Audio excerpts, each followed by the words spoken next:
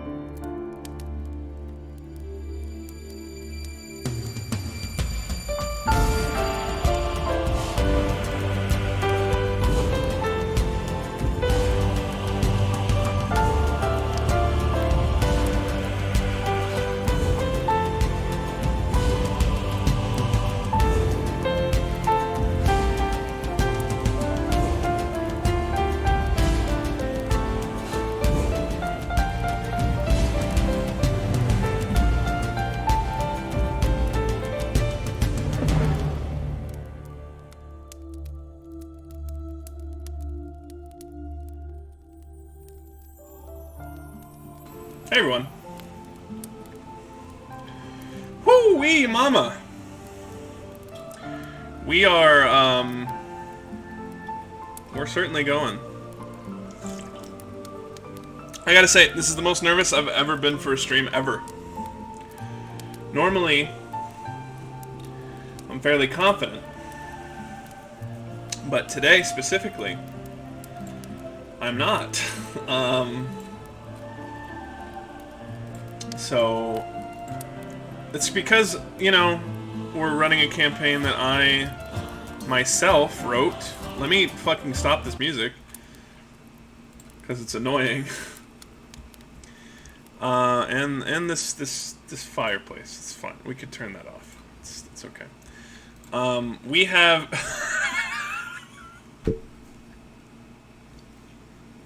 I just saw what everyone was doing in Tabletop Simulator. So, we're gonna be playing a campaign that I'm writing currently. So this is the first time that I've done kind of something like this. I will say, for the record, I'm not gonna be checking chat nearly as much as I normally do.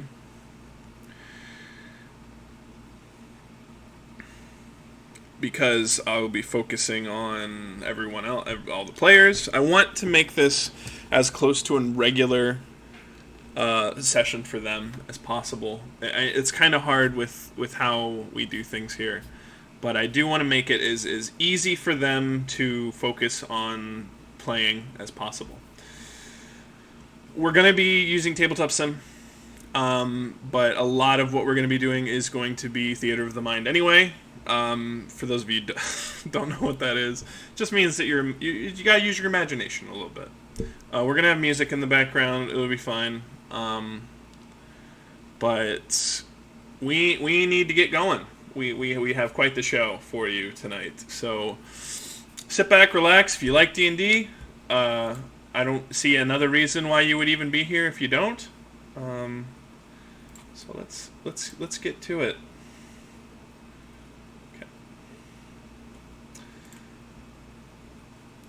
Hey everyone. Hey. Hey, how's it going? It's going. The images made me laugh really hard, I will say that. Yeah. Did you see the GIF before I got rid of? No.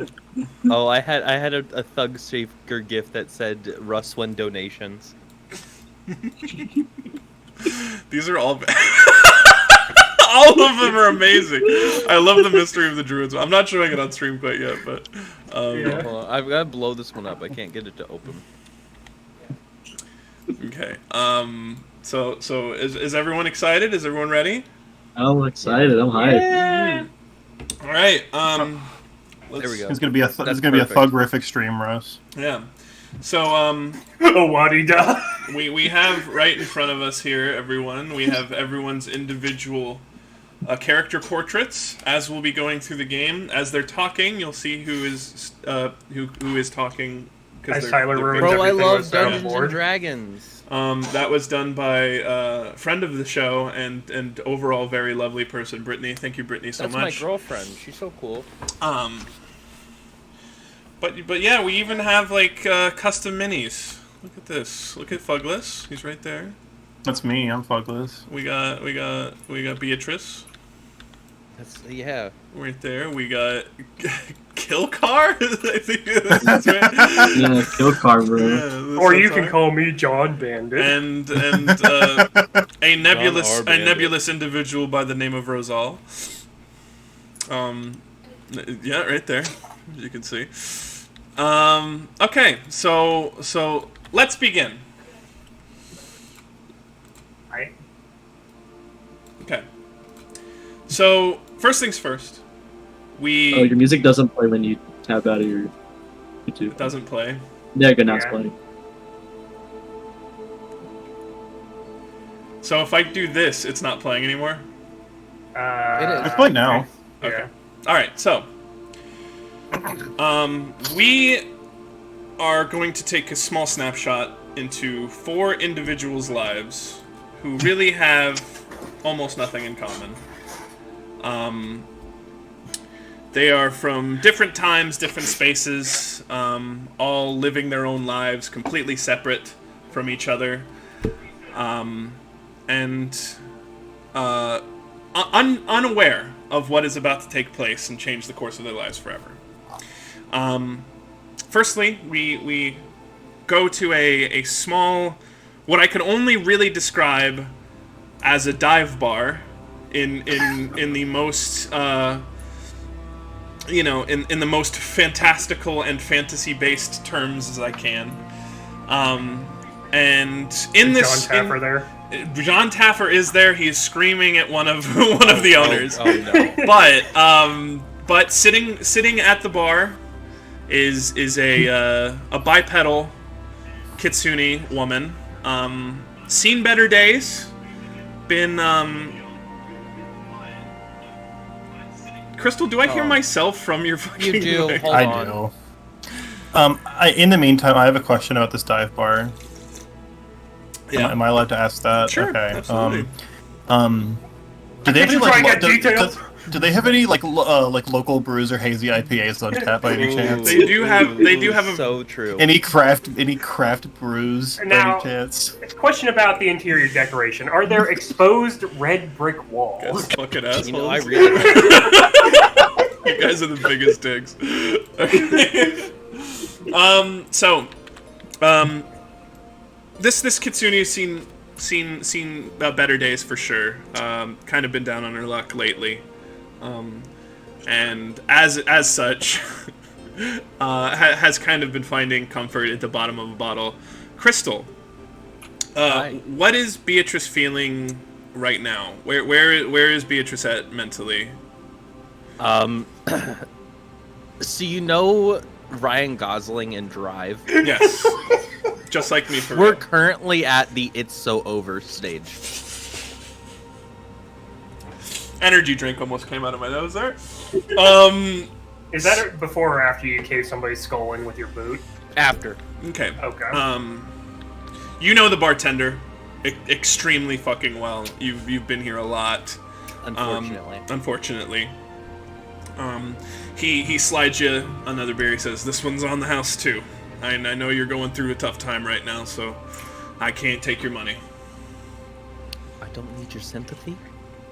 Just need this shit to be over with. I know you don't need my sympathy, but you've been good to us around here, and it's what you deserve. Just do what I can to, I guess, survive. Just then, the tavern door opens and Shut it down!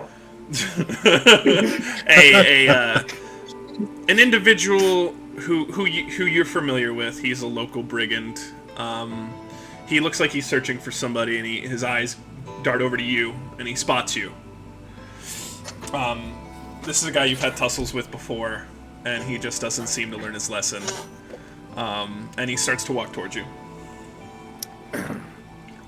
She kind of eyes the bottle, and then back to him, Okay. and then eyes the bottle again, and then Okay. back one more time as he just kind of keeps walking forward. And she quickly just grabs the bottle and chugs as much as she can. Okay. Give me a And then Constitution saving throw. Wow. Hold on. Already starting off strong. Mm-hmm. It's not a D. It's not the beginning of a D&D. Don't I have campaign. a trait of like? Doesn't my background actually give me the trait? You are an alcoholic, aren't you? Yeah, that's my actual Wow. background, which makes it where fighting alcohol stuff like doesn't bother me. I'm gonna say for this one you get advantage, so roll twice. Sure. Hold on. I love the dice tower.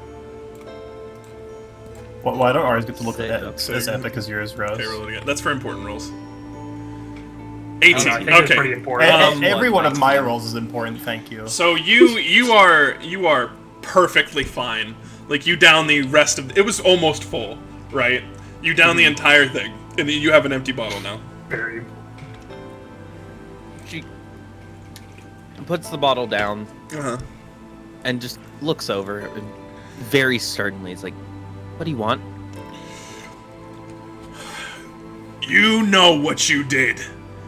You killed my brother, and I've been trying to kill you for the past month and a half.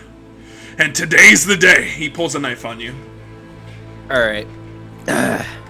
She kind of looks at it.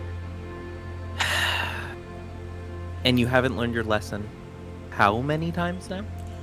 His eyes start darting back and forth. Like he's obviously very nervous. Well, 4 times.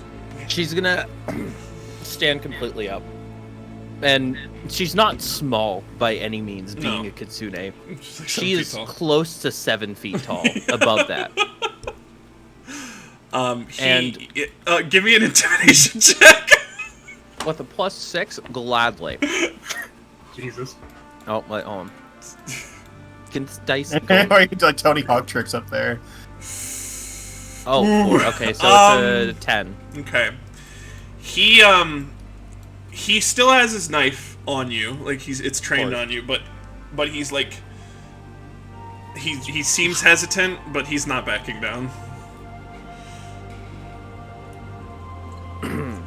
Sorry, I was eating my food. No worries. She puts her paw on her katana at her side and just goes, "Do you really want to do that? I've been nice. No, I've been kind. Your brother got what was coming." You start to hear the bartender say something, but it is starting to get really muffled, and so just then you see your vision is starting to really cloud over. You see gray swirls wherever you look.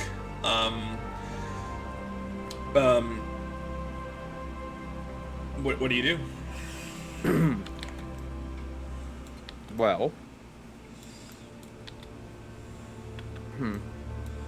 this isn't good. No. It's not good at all. She's gonna quickly look back to the bottle and then to the bartender with the best she can. General direction, I assume, at this point.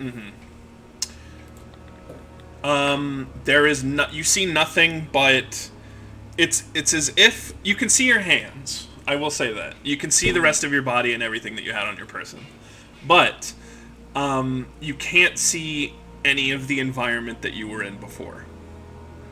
You are essentially floating in a void from what it looks like. We're gonna cut there. You tried those TikTok self-defense tips. Now you're in heaven. Yeah, it's for real. We then hard cut and pan over to a small arboretum. It is an arboretum that is mostly focused on studying snakes and the patterns of snakes and what they do with their life and turning sticks into snakes and then turning those snakes back into sticks.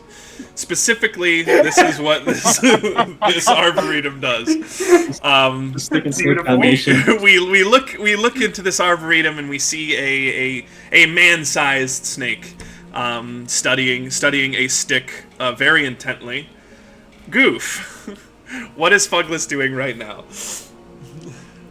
Looking at a stick. gonna turn into a snake. Okay.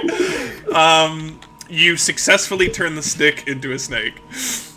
I give him a kiss on the forehead. And he uses his tail, and you know how like you go, oh, stop it, and you like wave your hand. He does that, but with his tail. Yeah, and then I give him another kiss on the forehead, and he arcs his entire body into a heart, and then he slithers away. You see one of your assistants come up behind you. Wow, Fugless, that was fantastic. You've turned yet another stick into a snake.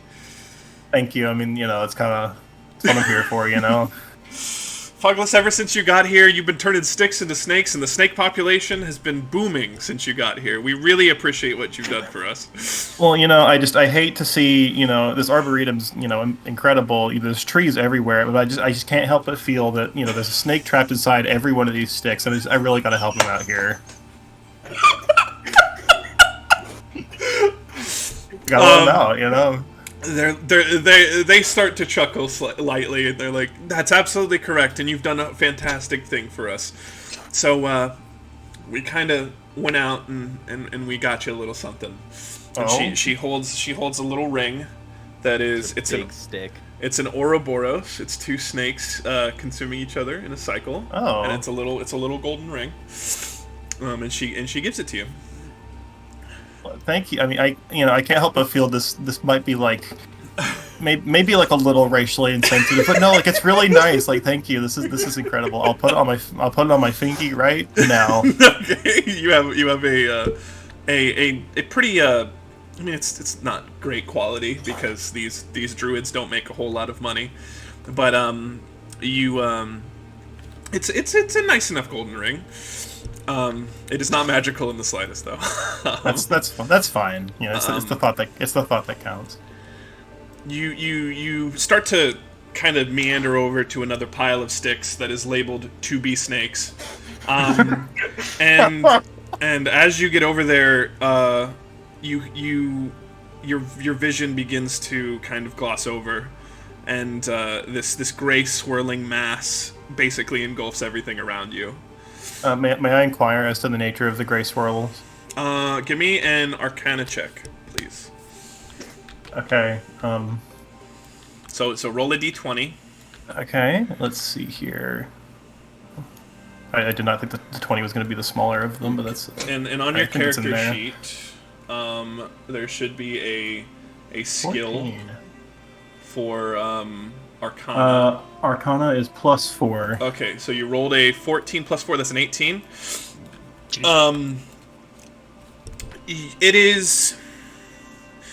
It's magic. I mean, obviously, it's a very powerful sorcery. No, bro, no way. It is something. However, and this is something that I will give you on basically the best of rolls. It is a magic that you are not even remotely familiar with. It is something so foreign to you that you are pretty sure that it is otherworldly in nature. It is beyond your understanding of magic as a whole, which is pretty astounding because you are a magical being in general. Mm-hmm. But you are taken aback by this because it is while it is a very powerful sorcery, and you know that it has come from a sorcerer, you can't really place what kind of like study of magic it could possibly fall under. Okay. Well, so as far as like the appearance of like this magic, you said it's like gray and like swirling. So have you guys seen Unicorn Blood, the wine, before? That purple swirling wine? It's that, No. but like a very stark gray. So would you say it's like undulating or like slithering perhaps? It looks kind of like no. It looks kind of like if you dumped a lot of glitter into water. Okay. I see. I just wanted to make sure it wasn't like like snake based. It could be construed as slithering. Okay, that's cool. Yeah. I Fugless probably thinks it looks really cool because he likes he likes things that like are long and slithery and such. we are going to shift over now to our next player. We are in, believe it or not, everyone, the city of Neverwinter. I mean, if anyone is familiar with Neverwinter, it is a very large city, largest city on the Sword Coast. Yep. The capital is there. It is very late at night. The streets are not empty because Neverwinter really never sleeps. However, there are very few people out. Among those people is a young male wood elf, Tyler. Mm-hmm. What is Rosal in the middle of doing right this second? Heading to the University of Neverwinter. Okay. Very good. The guards recognize you immediately. You've been around. You've been in this body for a few months. While now. Yeah, a few months at least. They nod you in, and you enter. It's a huge, gigantic place filled with every arcana and every bit of literature on arcana you could think of.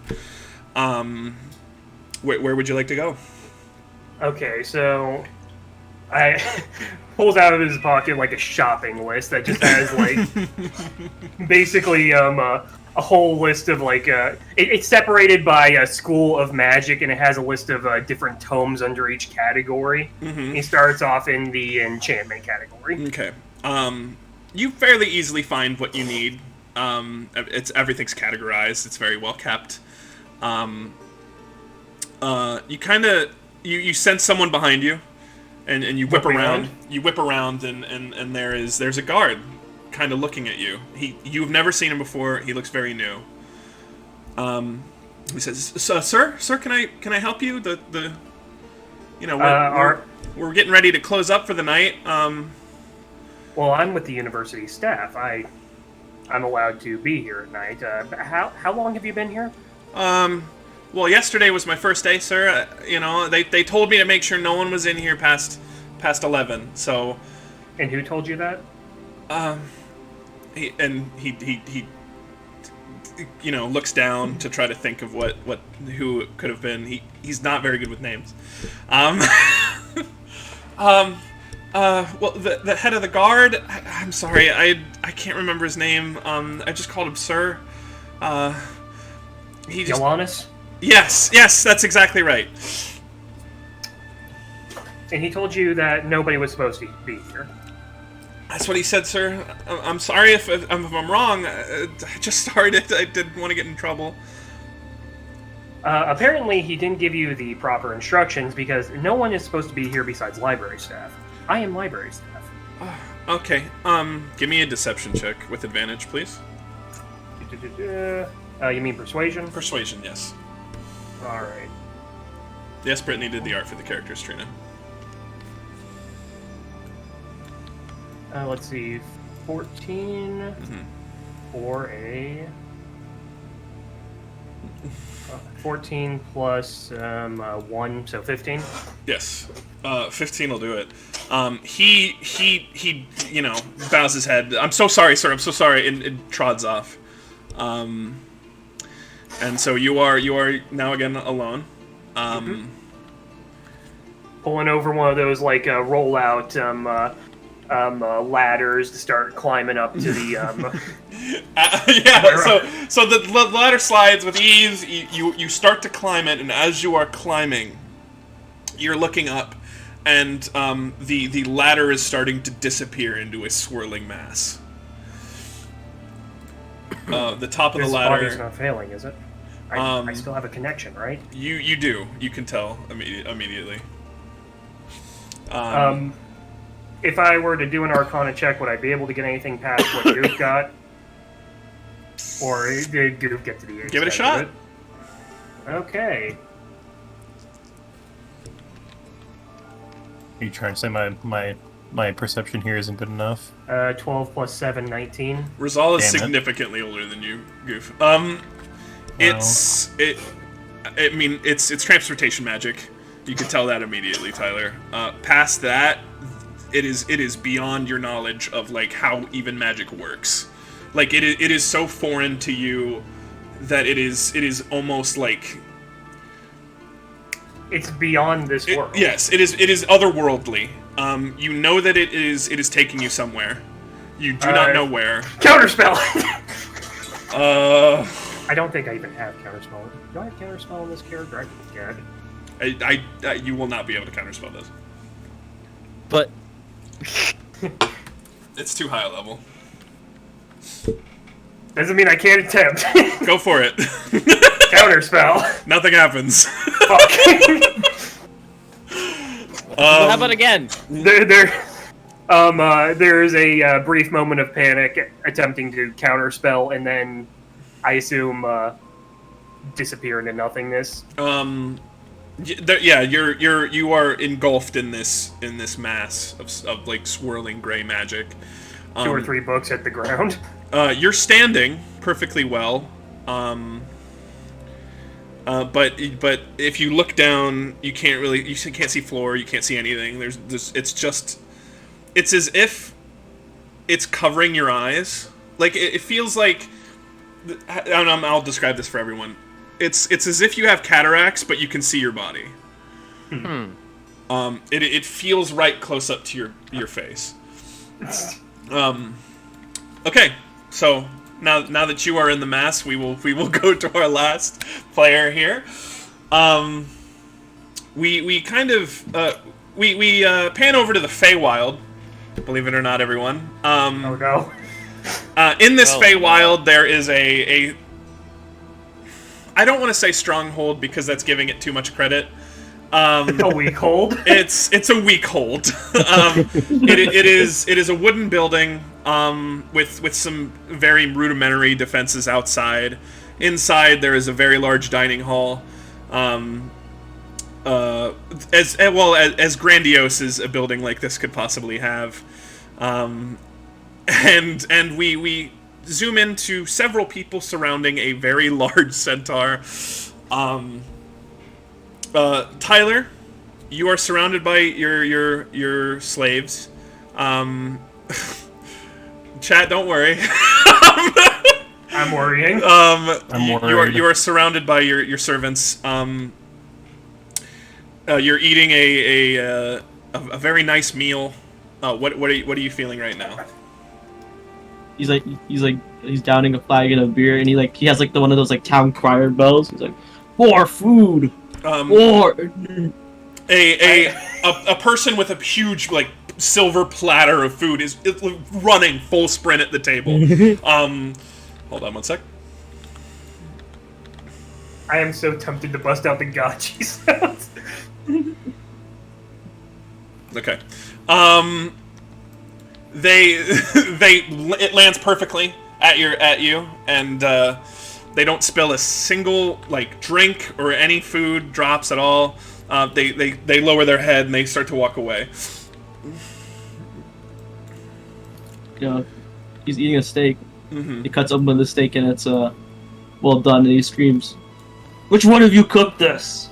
You see a man with a comical like French chef mustache, and he has like a little white hat, and you look over to him, and he kind of like hides his face and looks the other direction.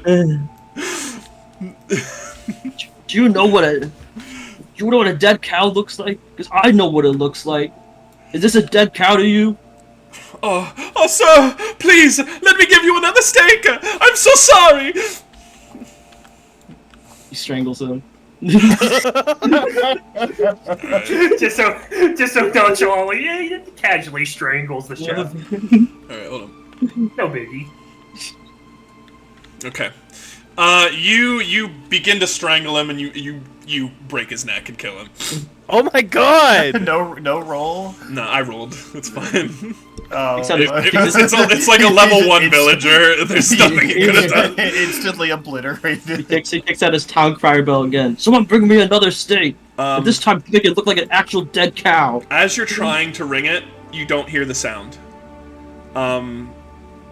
There's like a kind of an uproarious, like there's music playing and people talking and all that starts to fade and it starts to get quieter until there's nothing but silence, and your vision while during this time, your vision is starting to cloud over with this swirling mass of gray magic.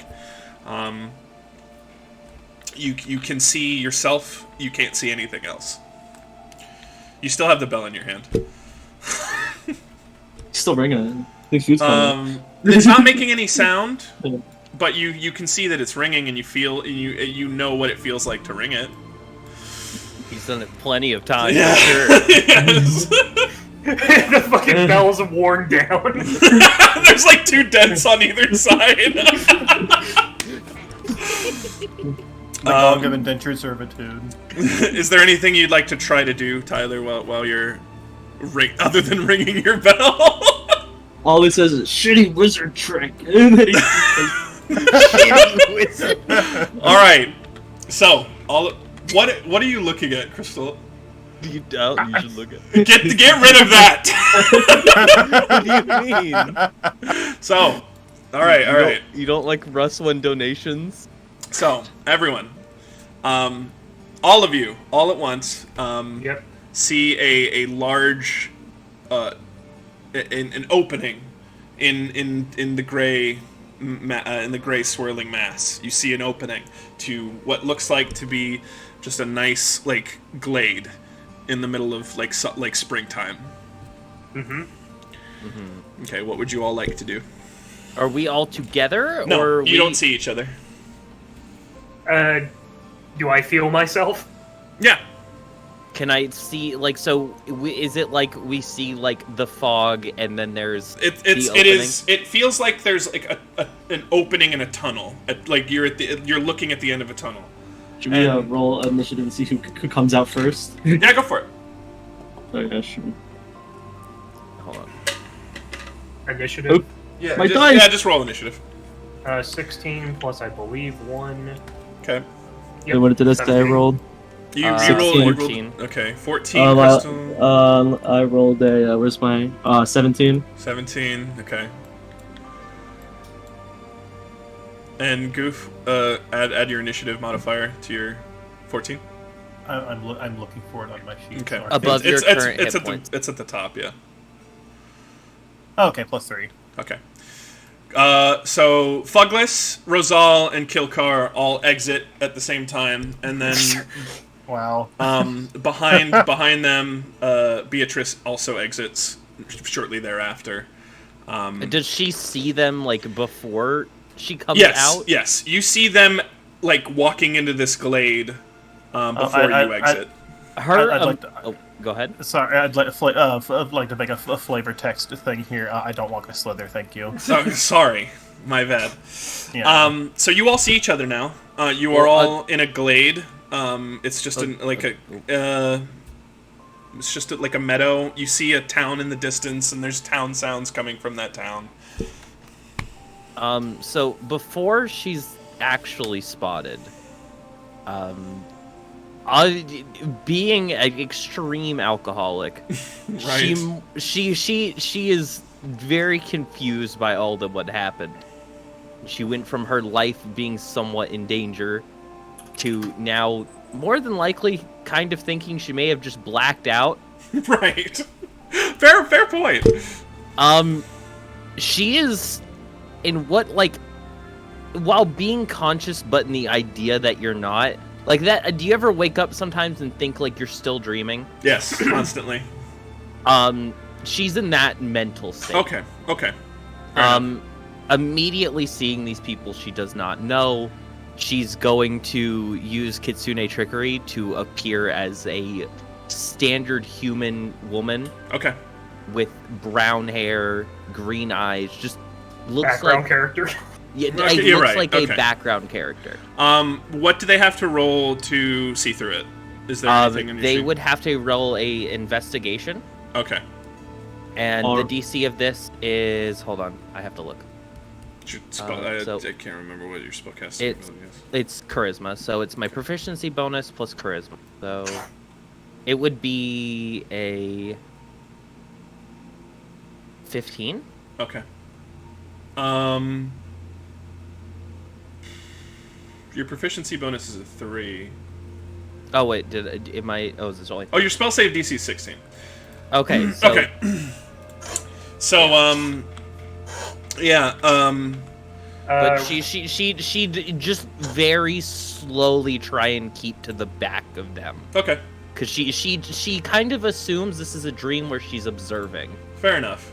Okay, that is fair. Rosal is, I guess you could say, performing a bit of like arcane diagnostic, trying to figure out whether or not this is a proper reality or if this is some kind of like, reality marble or some kind of alternate pocket dimension or something like that. Give me an Arcana check. All right.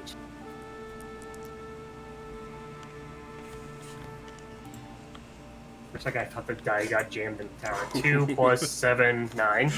As far as you can tell, it is a reality. This is real.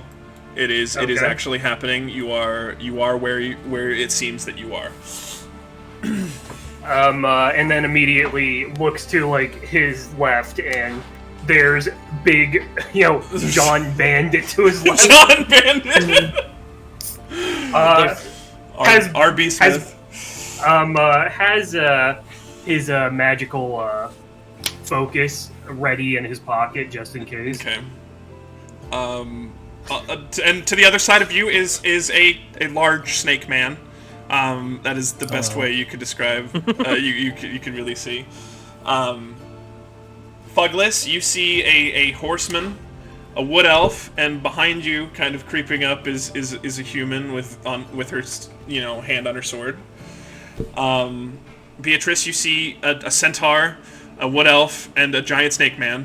What the fuck? And Kilkar, as you're looking back, you see a wood elf, a giant snake man, and a human who's kind of keeping back a little bit. Kilkar's Which is fuming. awkward. He's fuming and he says, he looks. I'm assuming that he. Can he assume that Rosal is a caster, or can he like instantly know he's a caster? I would say that Rosal, because taking the body of a Neverwinter, like university staff member, would have like typical signs of being a caster, like robes or so on. Yeah. He immediately looks at him and he screams, "You ruined my meal!" And Blade Ward. What does that do, Tyler? It gives me resistance against basically most physical damage. Okay, fair enough. Bludgeoning, piercing, slashing. Yeah, you might want that right now. Kilkar, if you want to swing on him, you can. He rears up and tries to stomp him out. Backing up. I don't know who you are. I don't know. He's not trying really hard, so I'm gonna roll this on a disadvantage. Okay, fair enough. He's just kind of throwing a temper tantrum. You're also he's kind of drunk, so yeah. He's just kind of lashing out. What we got? I'm just gonna fucking use this Yeah, arm. go ahead and swing with disadvantage. 8, 6. Okay, 6 plus 6, 12. What is that to hit? My armor class is 11, so That might hit. yeah. Ow. Yeah, so like Rosal's like stepping back as he's approaching and like just waving around the runes for Blade Ward, trying to like I guess you could say reason, and then I guess I get hit. Tyler A, roll a d6 and add your strength mod, please. Oh, it's a D8 plus 3 actually. Oh, d8 plus 3. For That's your unarmed? Fuck!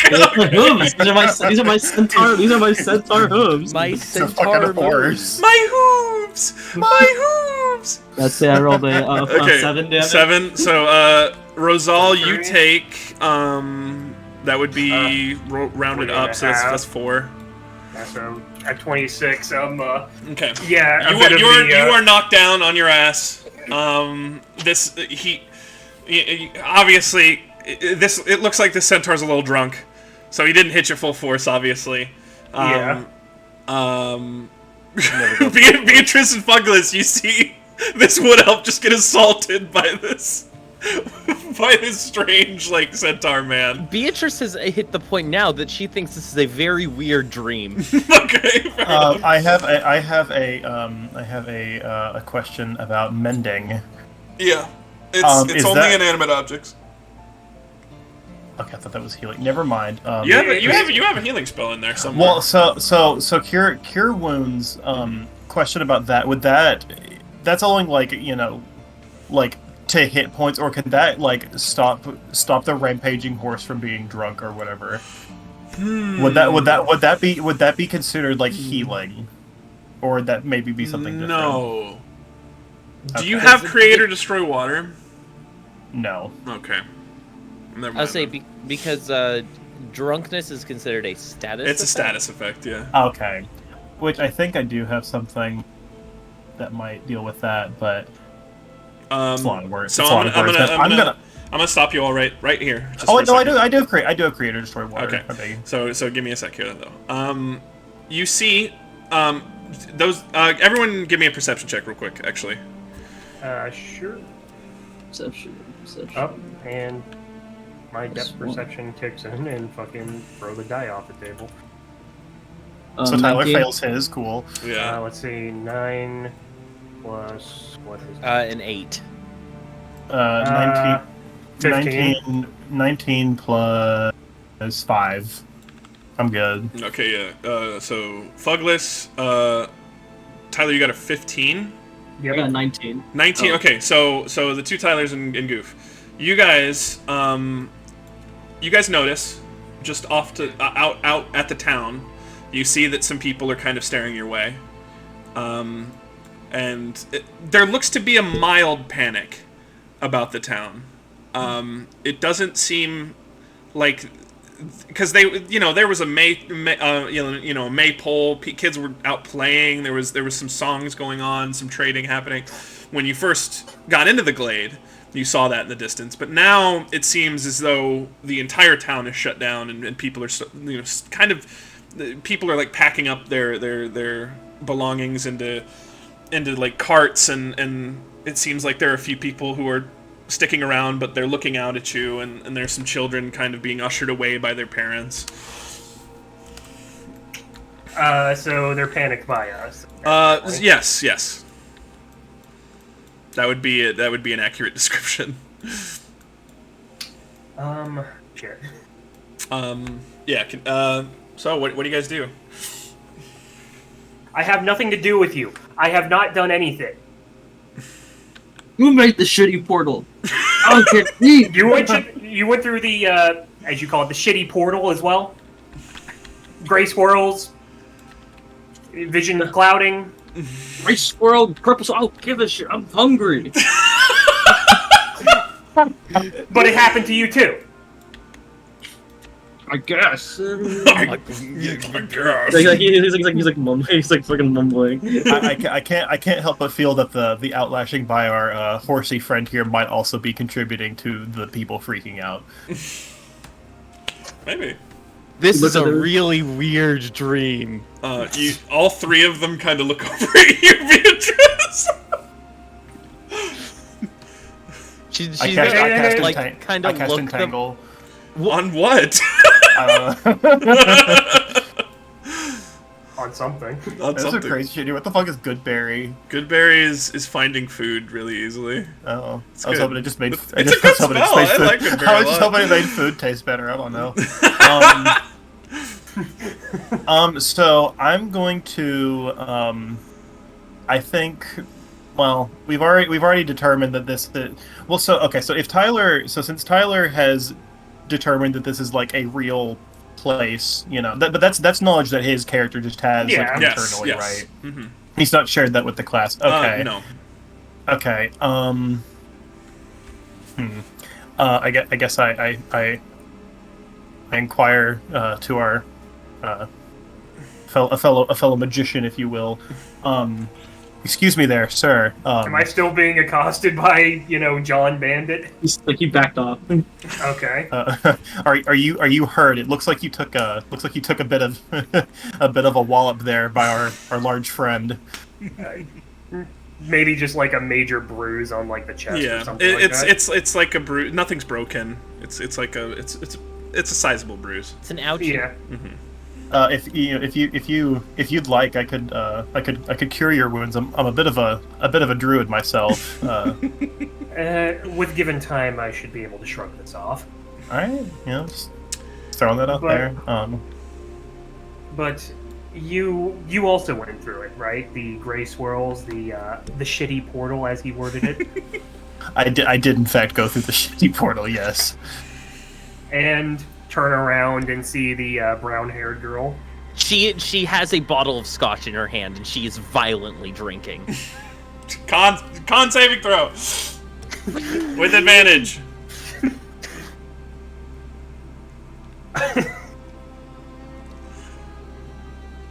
Seven. Not looking good. I can't wait to destroy 8 water every time Oh, I try to drink something. plus 3. It's an 11. You're fucking feeling it. Yeah, That last swig of scotch really hit you something fierce. it's her favorite for a reason. And you too have gone through the gray swirls, the the shitty portal. I think that this is the time for me to go to bed. Again. As you guys are kind of trying to figure out what's going on, you see a dwarf exit a building out in the town, and he's looking back and forth, and he spots all 4 of you, and he looks very like worried and panicky. He starts kind of like fast walking over to you guys. And he's not Great! The full-blown dream. She looks and she's like, "Great! There's more characters." He said, She just starts mumbling to herself like, "This is all bad. This is this is a trauma dream." No ill intentions seen from the dwarf. No. Okay. No. He gets over to all 4 of you. It's not a long walk. He gets over to all 4 of you. Did It's y'all a long walk for him. He has small legs. come through the wall behind you? Look behind us, and It is a wall? the same swirling. I'm surprised none of you noticed this. It is the same swirling gray mass that you had experienced, but it is a wall as far as you can see, horizontally and vertically. Kind of turns the around. She hell? goes, and she looks at the bottle. She looks to the 3 people, the 4 now. She goes, "Oh, this might not be a dream." Oh. Yes, we did, I assume. He looks all of you up and down. He says, "You all need to come with me right now." And he starts walking away. Look to the others with a confused look. There might be food over there. We don't have time. You have to come with me. For lack of a better option. No choices. Go Okay. for it. You I hate no choices. you guys start to follow this dwarf. I slither behind him. Thank you. Yeah. And while I'm walking away, I pick up like a rock or a stone or something, some kind of a solid object on the ground, and toss it at the wall to see if like it gets any reaction. It's it is as if it was hitting a stone wall. Damn. So he leads you guys to a bar. tavern. Stop rotating me. No, I'm getting dizzy, bro. Stop. I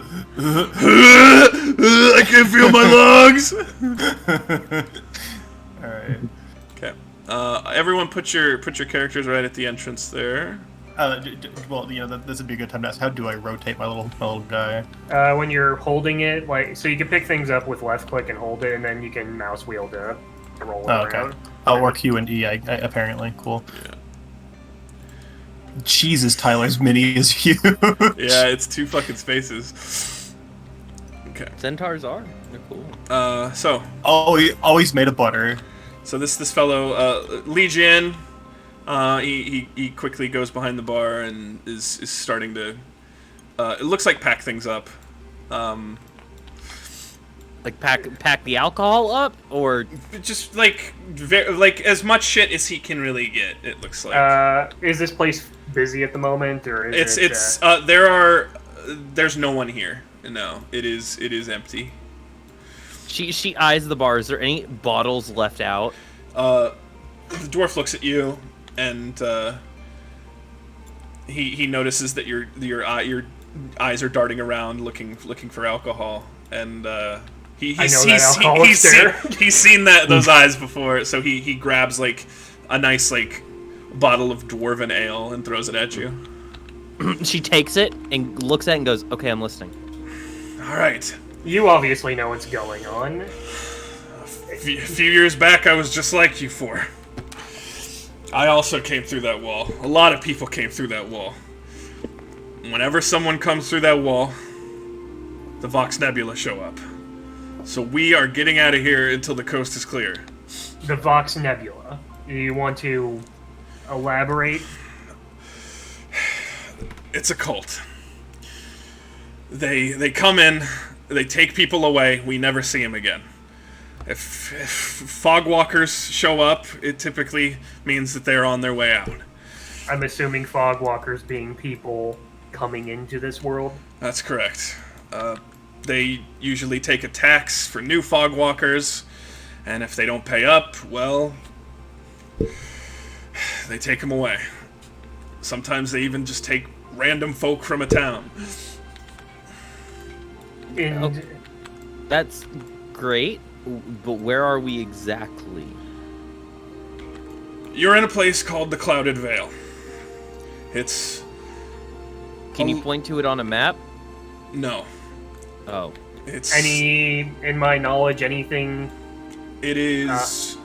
It is like... much like the wall itself, it is completely foreign to you. You have no idea.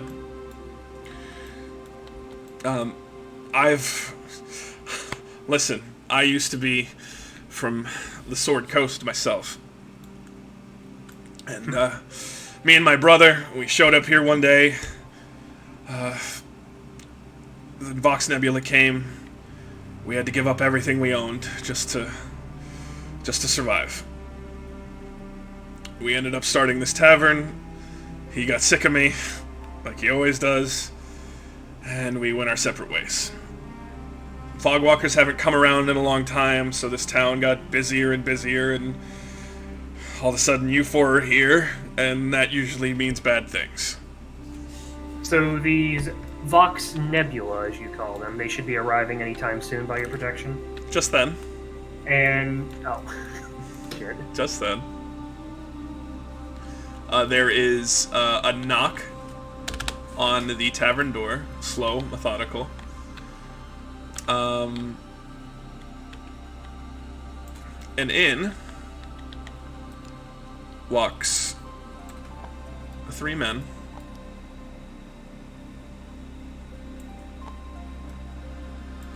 Well, 3 cloaked figures. You're not sure if they're men. They're tall. We're inclusive. Roughly the size of like an average elf height. Made of toothpaste. This one in the middle looks all of you. They all have masks, so you can't really make too much out of their facial expressions. But the one in the middle, his head turns to all 4 of you. Says, "Hello. We are here because we heard something about new fogwalkers in the Clouded Vale, and it seems as though we found you." And how do you know we're fogwalkers? It's easy to point you guys out of a crowd. You don't quite fit in, so to speak. Wait. Well, actually, like, do I not fit in? Because it's. Do you say that out loud? you know, she's a little like self-conscious about it. She's like, do I really not fit in? That's kind of fucked up. You just aren't of the Vale. It's hard to explain. Listen, I don't have time. I have many things to do. Alright? I'm just going to be needing a small tax from all of you. Then you can live here in peace. We won't bother you again until next month. How small is this tax? So where's Kilcar going? You notice you notice slowly trotting back. He looks like he's about to fucking charge him. He says a measly sum of 1,000 gold pieces per head, and then a monthly tax after that of 100 gold pieces. And how do you expect typical fogwalkers to pay said tax? I don't suppose many kings or nobles come through the wall. Well, you all seem to have plenty of equipment on you. We could certainly have a trade with equal value. She looks to the dwarf and she looks at the bottle and she goes, "How much is this worth?" 5 gold pieces. So You got a lot of these? I mean, I'm packing them up in the cart. Really, I'm trying to get out of here. Could you not do that? I'm trying to.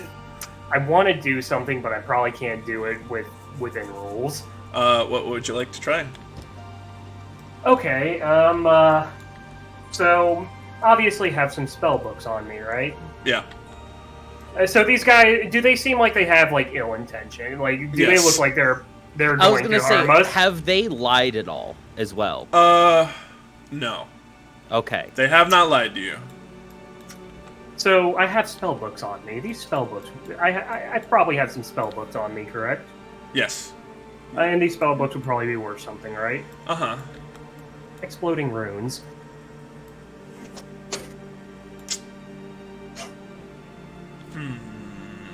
Again, there's no. I have no spell for that or anything like that, unless you want me to like. You know what? Because that's a fun idea, right? Yeah. So. You could place a rune for like fireball or something of the equivalent in a book. I'll allow that. So you could like cast it right now, and then it'll affect later. So yes, I approach forward. Great arcane text from the Library of Neverwinter. Should be worth a fair sum of gold. Hand them a gold. Hand them the. You outstretch your book, and he. And as I'm doing this, I'm like kind of pushing the other two at the bar like back as I do this. Mm-hmm. I have like a mage hand, kind of like nudging them backwards. His head cocks when you say Neverwinter. He's like, Library of what? Neverwinter. At the University of Neverwinter. I've never heard of such a place. That means nothing to me. Well, it is, from where I am, it is one of the grandest cities out there. The university produces the most powerful arcane arts out in the entire region. This spellbook right here would obviously be worth a fair sum of gold, and I offer it to you as a tax.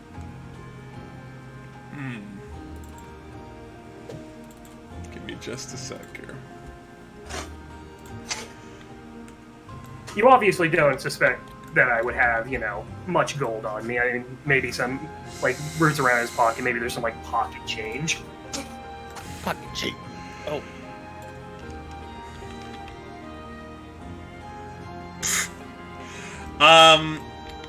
The obviously the main dude, in the center, looks down at the book, looks back up at you.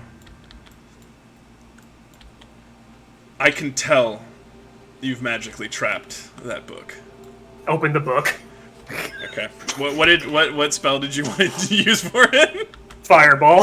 All right. How big is the radius on that? 20 foot. That's why I urged them backwards. Yeah, we moved backwards, like Alright, with so out these of are- range. So I'm using Beatrice as a meat shield. Thank you. so that's gonna hit you. Of course. 8d6 damage. Oops, sorry. I didn't mean to draw that. Whoops. That's what's about to happen. Alright. Horsey rampage. Okay, so let me draw a million d6s. Yeah. Those are d8s. Whoops. 6. Want me to throw it in the important thing? Yeah, go ahead and give it the old big tower roll. Okay. So Jesus, 8d6. fucking And fireball. it's I'm playing a wizard. Is There they go. Look Oh at him no, go. they're stuck. Oh, Shit. fuck. now I tossed the dice tower. I'm just gonna throw this in the center, and we're just gonna flip it. All right. Dang, that's not fun. All right. Okay, so for let's say for 27. me, 27 for me. Uh, Dead. are you unconscious or full on dead? I would be at -1 hit point. Oh, you're unconscious. Unconscious. For Perhaps I should have healed him before he did that. Okay. the main guy, so. All right. Hold on. I need to get health blocks here. 25, 30. Is taking damage instantaneous from something like that? Yes.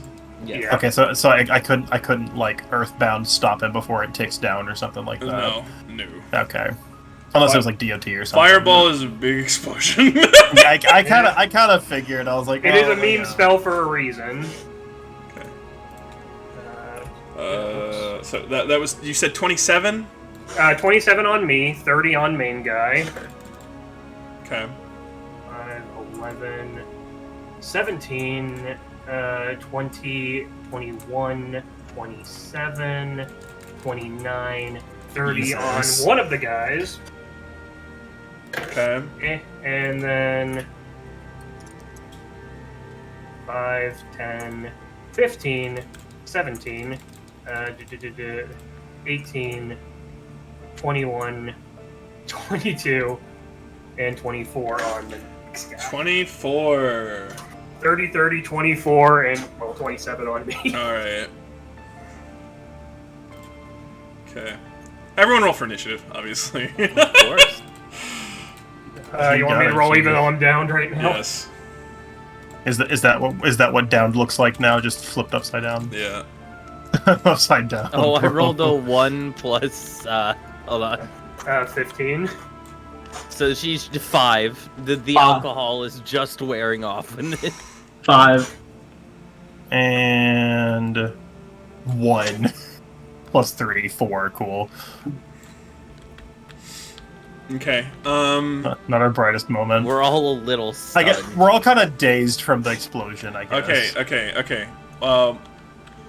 One at a time again. I'm sorry. I was rolling for initiative as well. Me and Tyler both rolled 5. Okay, who has the Like- higher dex? Like total. Higher dex, definitely me. I Definitely like Crystal. 18. Okay. All right. I rolled a 15. Okay. Goof, what was yours? 1 plus 3. Okay. There you go. Now I have to roll one more person. Oh, Uh-huh. what was that magical little sound? That was my that was my phone. We're receiving a text message from beyond the pale. Yeah.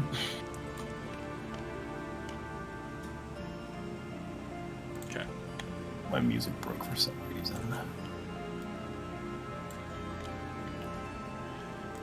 Alright, I have turn order. So huge fucking like fireball of an explosion, right? It's like fucking just like it rocks the fucking foundation. As that happens,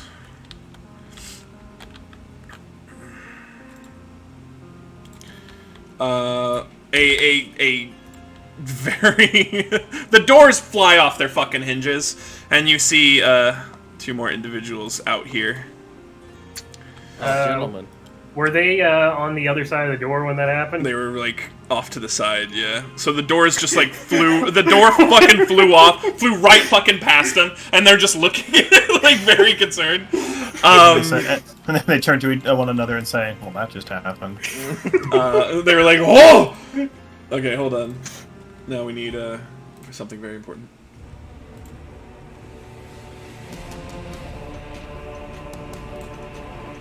Are you playing battle music or something? Yep. You're not streaming your thing anymore. It stopped working after a bit anyway.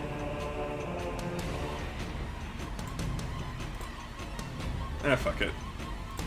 I trust you guys to get good music. Yeah. All right. So oh, hold on. There's I have a lot to do, real quick. You know, since I don't have to worry about death, this is gonna be a common thing. Yes, I'm looking forward to it.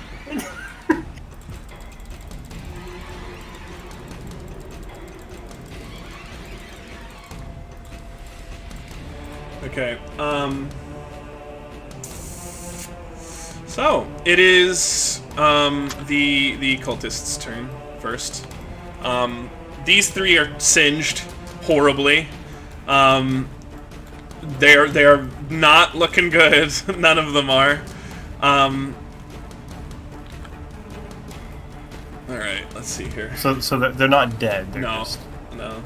they're just not doing too well. They're just not doing too hot. Okay, so we're gonna have 1, 2, 3. Homie's gonna pull up to you, Beatrice. Mm-hmm.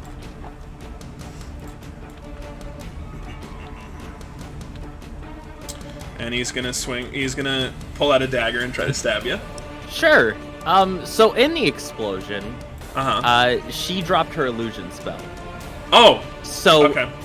there is a very large, to everyone now, 7-foot tall fox woman. Outside of the explosion goes off, Fox Girl appears. Yep. And she's still a little. The adrenaline has to kick in for a moment. Does a 20 But- hit? 20 definitely hits. What the Okay. fuck do you That mean? was with disadvantage too. Okay. You rolled 2 20s? No. It was an unnatural. Uh-huh. Alright. You are going to take from that. Oh, god damn it.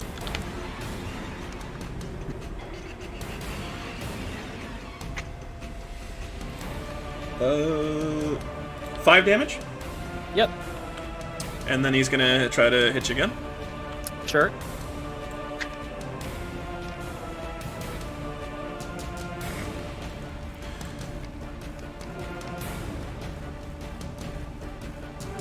And he fucking misses. An 8 doesn't hit, does it? No. Okay. So he goes in for another stab, and it completely just goes right past you. You get rocked by one. You're like, ugh! But you quickly regain your footing, and This calculator doesn't work for shit. Hold on. hold on, everyone. Okay, there we go. I fucked up my shit. Okay, there we go. Okay, there we go. Perfect. So this one, he's hurting real fucking bad. So he's gonna stumble backwards. And like Big lean guy. up against this wall. This one too. Okay. They're the most injured. 2, 3, 4, 5, 6. 1, 2, 3, 4, 5, 6. Okay. That is the cultist's turn. It is now our dwarf's turn. Oh, the dwarf fight's cool. Or runs. he melts into a pile because he's made of butter. He is going to aim at this homie here, Butter dwarf. Dwarf with the butter. and he's gonna pull out a hand crossbow.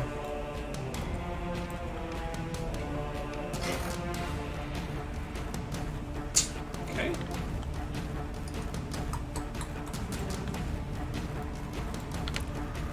Boop, boop, boop. Oh! Oh, Does 8 damage. It hits him right in the shoulder. Well, who'd he hit? Did this one? This one right here, yeah. one Okay. that came in from the outside. Yeah, yeah. Cool. Alright, whose turn is it now? We got death saving throw, Tyler! Now, I don't want to escalate anything, but fireball in a wooden building. We'll see. 9 failure. That is a failure. Crystal. All right. Hold on.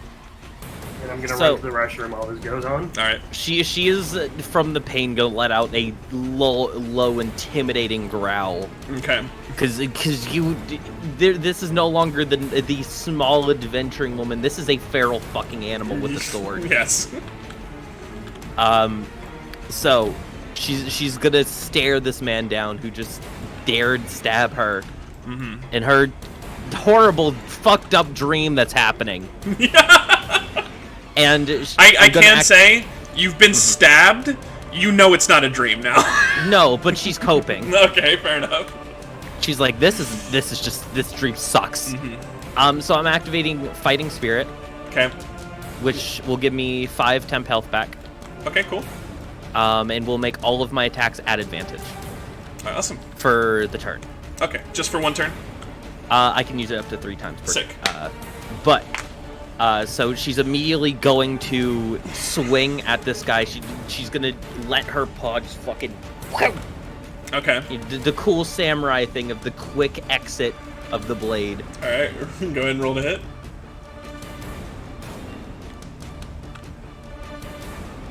Does a 18 hit? Yes. That 18's gonna hit. All right. So 1 Roll for damage. plus 6. What the fuck's a D8? Hold on there. So 10 damage. How do you kill him? She just fucking goes like you know in the samurai movies where the blade is at a standstill in an instant it's out and his head is off. Okay. So he meanders over to you and stabs you like not really in the side, but it's like a glancing blow, right? And then so you just like you draw your blade and just fucking decapitate this motherfucker. He was already very hurt. But he is fucking dead. He's gone. He slumps onto his body is slumps to the ground and his head eventually hits right on top of it. So, my question now is how many feet is the boxes? 5. So she is going to 1, 2, 3. I don't want to walk in his thing because I assume he gets an attack of opportunity. So 1, 2, 3, 4, 5. Walk over to this guy, and the old samurai way of kill the leader, the rest will fall. Goes for another attack on the seeming leader of this group. All right. So this is with advantage still. Well, that's a 4. I assume a 11 doesn't hit. No. You missed. Okay. You with advantage. Russ. Oh, okay. Oh, it's still 11. All right. Okay. You swing and he's hurting, obviously. But what is going on over here? Monadocking furnace! So with him up still, Yeah. she misses twice. Action surge. So okay. again. All right. And hold on. I don't remember the exact rules on action surge, unfortunately. Hold on. Yeah, it's 1 additional action, so another attack with advantage. All right. Yeah, it's a whole nother attack. 18 hit? That'll hit. But roll again to see if you crit. Sure.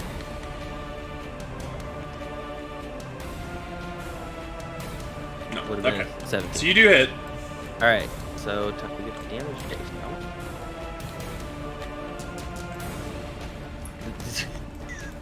Most pathetic dice tower.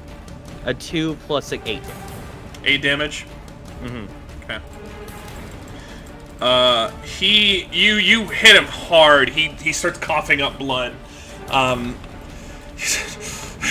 You'll pay for this. Every single one of you will pay for this. No reaction. She is just an animal. Tyler A. Kilcar, it is your turn. See Kilcar charge in. His brutal charge. Okay. Does he step over my body? Like he knocks all the chairs, the tables on his way to this guy in the front. Yeah, they go flying. This guy right here, who's up against the wall. Yeah. Okay. And then I okay, let me read Does brutal charge give you advantage on attack rolls? No. Oh, okay. You'll see what's about to happen. Alright, fair enough. So I roll a d20 plus 6. A d20 plus 6. So Okay. 20. Alright. Critting! He's While I'm DMing, critting works like this. You immediately do full damage. Okay? Then after full damage, you roll again. Oh, Okay. and since I also charge them, I also do plus 5 damage. So I'm doing. You don't need to roll. He turned into fucking vapor. So you just rear back and just full on fucking charge towards this guy. He's up against the wall. He's trying to catch his breath. He looks up just in time for your fucking helmet to go straight through his fucking chest. Jesus. Don't mess with the chief. Also, Russ, for reference later, because I fucked up and I'm not gonna make us walk it back. Because I action surge, I actually got 2 attacks because extra attack technically counts as 2. Okay. Whenever I act. Oh yeah, that's right. I should have known that. I'm sorry. Yeah, I didn't. I don't play fighters. That's on me. Okay. Okay, since I'm still in the effect of brutal my brutal charge, I am the guy next to me. I freaking backhand him to knock him prone. Okay. Roll for it. Watch your motherfucking tone. I thought damage, but what should I roll for it? It's to Roll a knock him hit. prone. Yeah. Roll a hit. I would have looked like my hooves are my unarmed, so I'm just gonna roll. Yeah. it. You roll your d20. Yeah. Where are you? D20.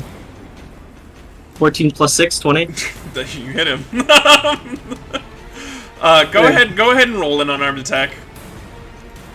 Okay, with it, sure. Yeah. But you had the intent of knocking him prone, so I mean he's gonna be knocked back into the square. And what is that? 1? 1 plus 3. 1 plus 3. So Yeah. 4 damage. Yeah, and then I can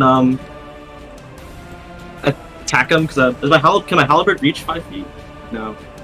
I assume so. It's a long weapon. Halberds.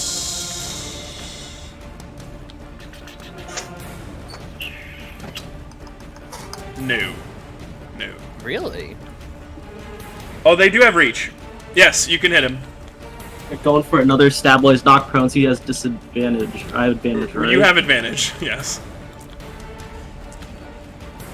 8 plus 14. No. I Yes. mean, roll to see if you crit. 15. That's gonna hit him. Okay, now I roll damage. So oh wait, that was the wrong dice. Sorry. Where's my D10? 9. Is that 9 plus 3? So 12. Okay. And then I have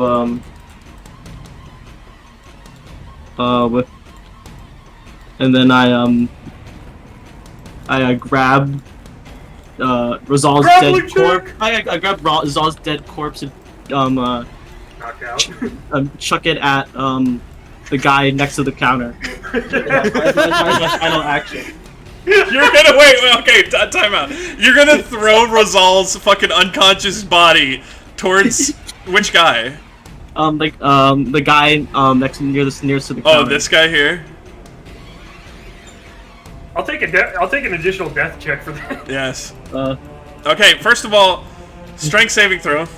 I mean, strength check to see if you could pick him up easily. You will be able to. I'm pretty sure. D20 plus 3. Yeah, you're gonna be able to pick him up. Okay. And you. Okay, roll to hit now. What is it? I'll just count as my throwing a bola. Yeah. Just for simplicity's sake. Yeah. 6. It's gonna miss. You pick up. Okay, well, first of all, let's go through your whole turn. So you eviscerate a man, right? He's slumped on the fucking ground right here. and then you turn and you backhand this fucking dude who's just minding his own business. Really, he falls to the ground and he's completely like stunned. Then you hit him with your halberd, and then you look over to this man who just got hit by a fucking crossbow bolt, right? And you throw one of your new companions. You don't know him really well, to be perfectly honest, but you throw his corpse, what you assume to be his corpse, I imagine. And he hits this fucking wall. Make a death save, Tyler. I thought that would just count as an outright failure for taking that additional damage. Go ahead and make a death save. He didn't crit fail. 14, which would 19, which would be a success. Okay, you know what? We're gonna count that as not failing. Not a success. It's a not fail. So you didn't take an extra fail there. I'll happily take a failure. He's like, what the fuck? You've got two fucking wild animals in here, basically. Alright. That is Tyler's turn. Fugless. Hello. So what is the? Because I've been doing a little research in the meantime here. What is the? Is each square is at 5 foot? That is 5 Yes. feet. Perfect. Ice knife. Nice. Into this guy. Okay. Do you have to roll to hit that? imagine you Let's do. see. It is on hit 1d10. Okay, roll to hit. All right. It'd be your hit. Your modifier for hitting is on your spellcasting sheet. It's at the very top. It's that plus whatever. Casting sheet up. Which For- the casting sheet is for- like the third page on the player character So hold. sheet. So for a spell attack bonus or spell save DC? It's spell attack bonus. Spell attack. Okay, yeah. plus 8. Oh, okay. Yeah, Jesus. All right. So, Remember, but he that's rolled what. stupid. So that's what 20 for this, or Go ahead. Did Go I- ahead. Go ahead and roll. Yeah, roll the Alright. d20. Yeah. okay, And then add that's 8 plus to 8 it. on that. Yes. So 14. Okay. Yeah, For the viewers you at hit home, him. Don't bother rolling. I'll explain Fine. what happens. Okay. So you start to summon. You see all your, you don't know anyone here, so you consider these guys like at least some people that you want to stick around with for the time being. They're all really getting into this fight, and you see this individual. You will all pay for this. He basically just said that. And so you summon a dagger of pure ice, and you shoot it across this bar, and it goes directly into his chest, like deep into his exactly where his heart would be. And he What would be? it would be. You know nothing of this land or the people here. That's true. So he gets hit. Blood spews out of the gaping wound that is left by this, and And he immediately gets frozen. He slumps to the ground. Well, also, ice knife explodes after. In a radius. Yeah, within 5 feet. You have to Okay. do a dex throw or 2d6 cold. All right, Crystal. Dex I saving have throw. to, I have to dex save. Yeah, I probably should have hit the other guy. That's No, not within it's 5 feet, because that 5 feet would be the immediate squares around, right? Within 5 feet, it says. It's everything. It's this. So hold on. This he said dude was dex right save. here, so it'd be Oh, all of okay. these. Okay, yeah. Dex That save, yes. that's all Should that's theoretically be fine. I thought you were attacking the guy on the bar. Hold on. I probably should have. It's fine. Hold on. We're all taking hits here today. What except is me. the spell save DC? Spell save DC? It just says is- 10. Yeah, it's 10. Just 10. It Okay. should be more than that. I believe it's actually your spell bonus is +8, right? I believe it should be like 18. 12, it's 16 for me. I think we looked it up and it wasn't actually that high for Goof for some reason. Mine's 16. Oh, your spell save is 16? Yes. So I mean, Oh no, Ice Knife's explosion save is 10, right? Oh, Okay. okay. Yeah. Okay. That's it. Okay. So, So, I save. this guy also saves, Yep. I Lame. backflip out of the way. and he just had a body thrown at him, so he's already stumbling back a little bit. And he just kind of just barely misses. Now he's chilly. It's cold. It's cold right here. So, a question You don't about have to move, their move. At least No, our. No. That was sweet. So for Tyler and Crystal, what was it that allowed them to like make additional actions after? Fighter martial classes get additional attacks. Okay, Yeah. I figured that's what it was. I just wanted to be sure. Meanwhile, Yeah, so I get- casters just get more powerful spells. Yes. Yeah, so Yeah. I get 1 extra attack per every time I attack, plus I have an ability called Action Surge I can use once per fight that lets me just have another action, which is another 2 attacks. Okay. I mean, granted, I got to fling a fucking snowball across a guy from like down the road, so I'll take it. Okay. It's like cone of cold, but concentrated. It is the cultist's turn. He's freaking out. Unless you want to move, Mr. Goof. Oh, also, do we know their stats, or is that's a you thing? That and is we a just me have to- thing. Okay, I figured that was the case. What is my? I guess it'd be my speed. is how much I can move. Okay, so I have 30, so that's 6 tiles. That is 6 tiles. How fucked up is the guy at the bar? And by fucked up, I don't mean mentally, because by now he's probably having a fucking. We also have this Shit. guy as well. Oh god. Oh. He's bloodied. He's upside down. No, wait, he's not bloodied. The guy at the bar is not.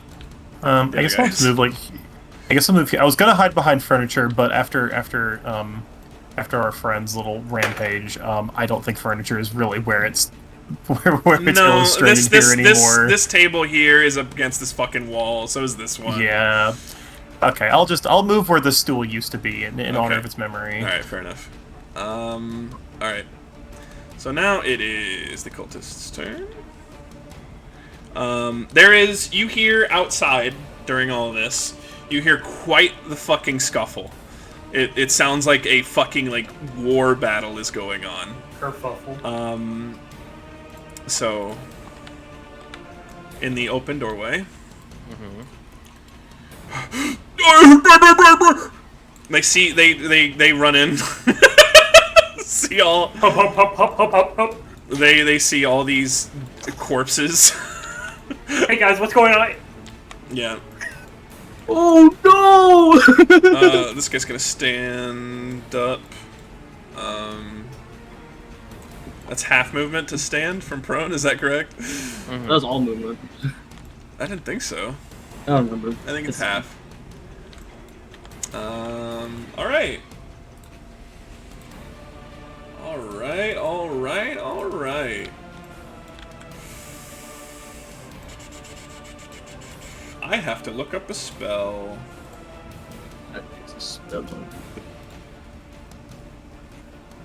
Man, this bar sucks. There's no sticks in here.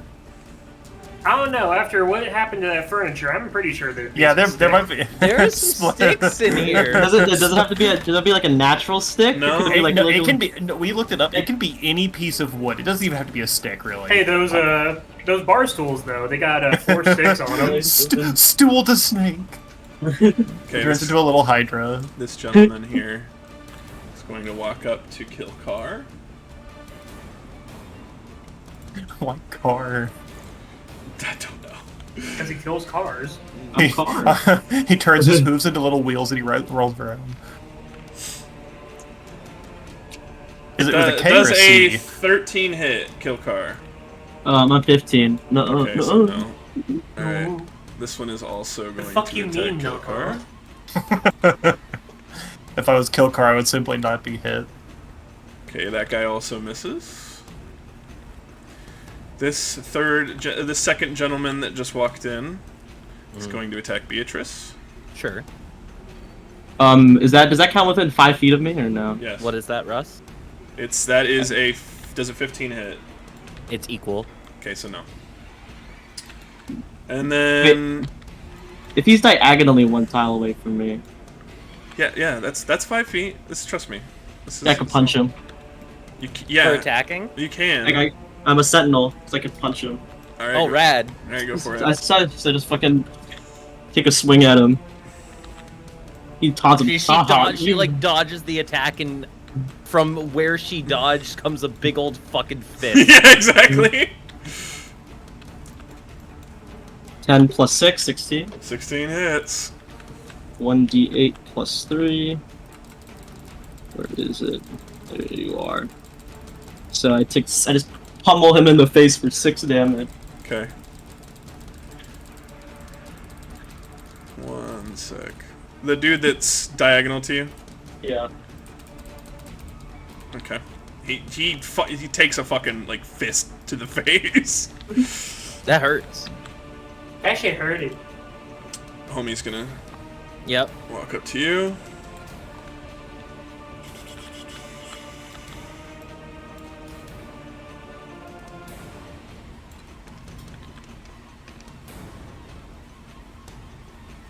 Oh no. Uh-oh. That is not a good thing. Let's see here.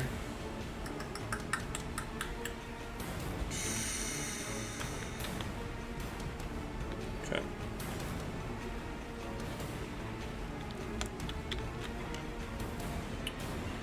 Nice. You take 9 damage. All right. He gets a good stab in. Yeah, a very good knife stab. All right. So that would. That is all the cultist turns. It is now the dwarf's So- turn. 28. He's gonna rush over to Rosal. And he's gonna do a medicine check to try to stabilize you. Because he doesn't know you can't die. Yeah. So, let's say hypothetically. You are stabilized, Tyler. Let's say hypothetically that I were to release the host. You would just die. Yeah. He did just stabilize you. You're at 1 hit point. You're conscious. Okay. Does that mean you get a turn now? Mm-hmm. Cool. He looks at you. You all right, lad? As good as I'll be. All right. If you don't mind, I'm gonna go in the storeroom now. he pushes past you and locks the door behind him. Alright, so...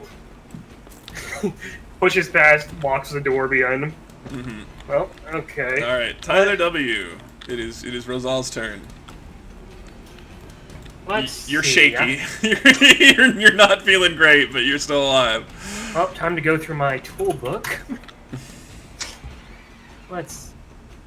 What would be a fun spell? Try not to make yourself explode again. It'd be fun. Or explode me. I'm already out of level 3 spell slots. That was a hell of a move, though. I It will was say. rad. Yeah. I'm about to do what they call a pro gamer move.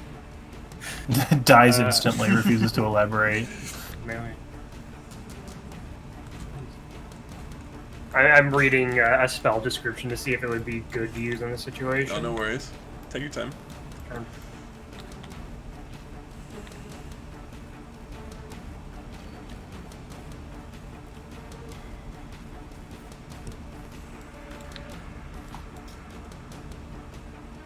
I love your guys' like models. I love them. They're very really cool. good.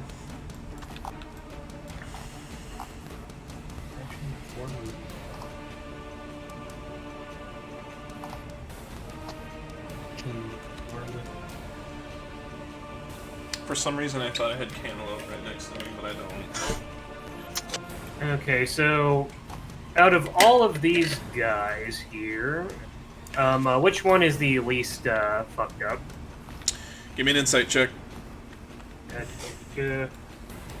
Ice Tower. Because yeah, I've been I've been a little bit absent during this. How do I? What's the ping 8. button? It's a tool, I believe. 18 plus. Do you really need the plus? Nope. It is that gentleman there. He is the least fucked up. The one in front of Crystal? Yep. Isn't he the one that got punched by Tyler? Nope. This one got punched by Tyler. Okay. That one attacked me? Nope. He punched him because he attacked him. I And thought Sentinel was he attacked him because he attacked me. And he's armed with like a blade or something. Or... Is that how Sentinel works, Tyler? Hold on. Oh yeah, I thought you meant that guy. Oh my bad. You can take that 5-6 damage if you want to. And he's armed with just like a blade or something, or Dagger. Yeah. Yeah, Sentinel is a target other than you. You get it. Oh, okay. So this guy is unharmed then. Yeah. sorry for taking so long. It's okay. Moment. Don't worry about it. No worries. Okay. I know, and you're thumbing through your spell book as fast as you can. I understand. Laying down on the ground. Come on, come on. Also, Tyler, Sentinel is a melee weapon attack. It's not unarmed. Mine says unarmed. Oh, I'm looking at the player's handbook. It's a little bit different because he's a centaur. Built different. Well, because I'm indomitable. Oh, Indomitable. Yeah. Only get punches. So, I was going to do Crown of Madness, but a dagger, that's... eh. So, I will just bust out Melf's Acid Arrow.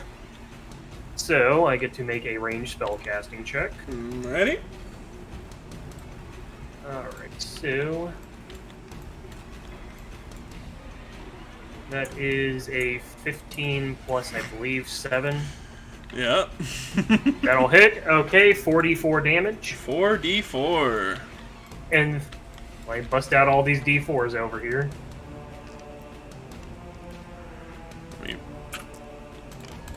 Get rid of these fucking d6s. Let's see, 7, 10, 11 damage. 11 damage to our unhurt boy. And then... did I lose my place? Oh, and then, yeah, 2d4 at the end of its next turn. You got it. So yeah, just lying down on the ground, thumbing through the spellbook, just finger gun, pew. You hit him like hard in the side, and it starts to just like slowly eat away at his robes, and he starts just screaming bloody murder. And while still like prone on the ground, roll over to the side. Okay. Concealing myself a bit. And you know what? For shits and giggles, I will like lie, not properly, but lie like behind the bar. All right, you are covered. Beatrice. All right. So after she's stabbed, she's just gonna look him dead in the fucking eye. Okay. And once again, it's time to activate Fighting Spirit. So I'm going to gain 5 health back. All right. Like just staring him in the eye, it's almost like the dagger was almost sealed in as the wound started to heal. Yeah. Like she's like almost like trapping him somewhat to her. And I'm gonna get 5 more health, and then get advantage again. Okay. Hey chat, I hope you guys are doing alright. There's a lot of moving parts to combat. Welcome to D&D. Yep. So a 15 plus 7 is that hits. Well, let's see if you crit. Okay, so So you hit him. All right, and then You're hitting this guy? Yep, that guy. Okay. And then the slow ass dice. So a 1 plus 6, 7 damage. Okay. And then she's gonna go again. All right. The blade comes down, swaps in her hand, goes back up. Okay. Cool.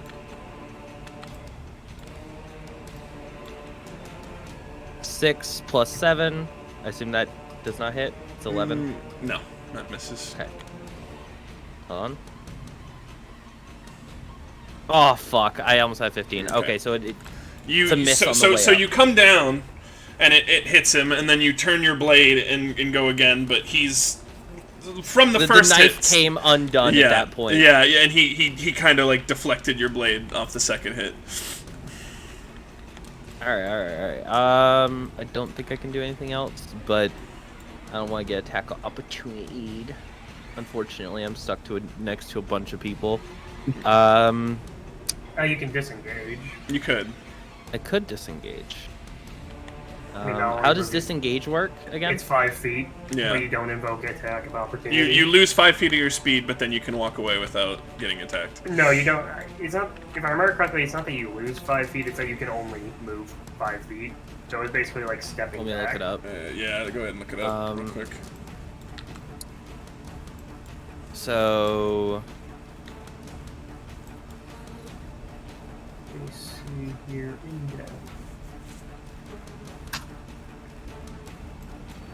if you use a disengage,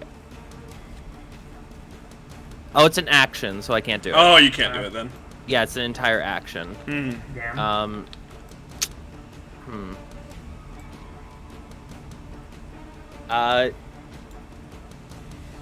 Okay, there's nothing else really funny.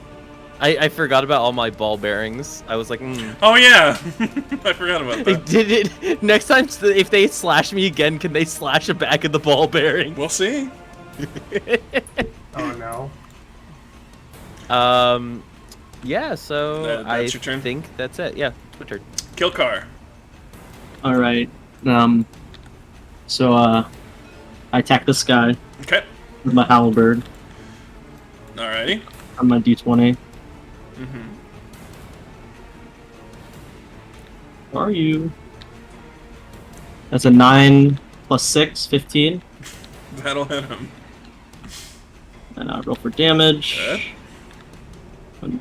1d10 plus 3.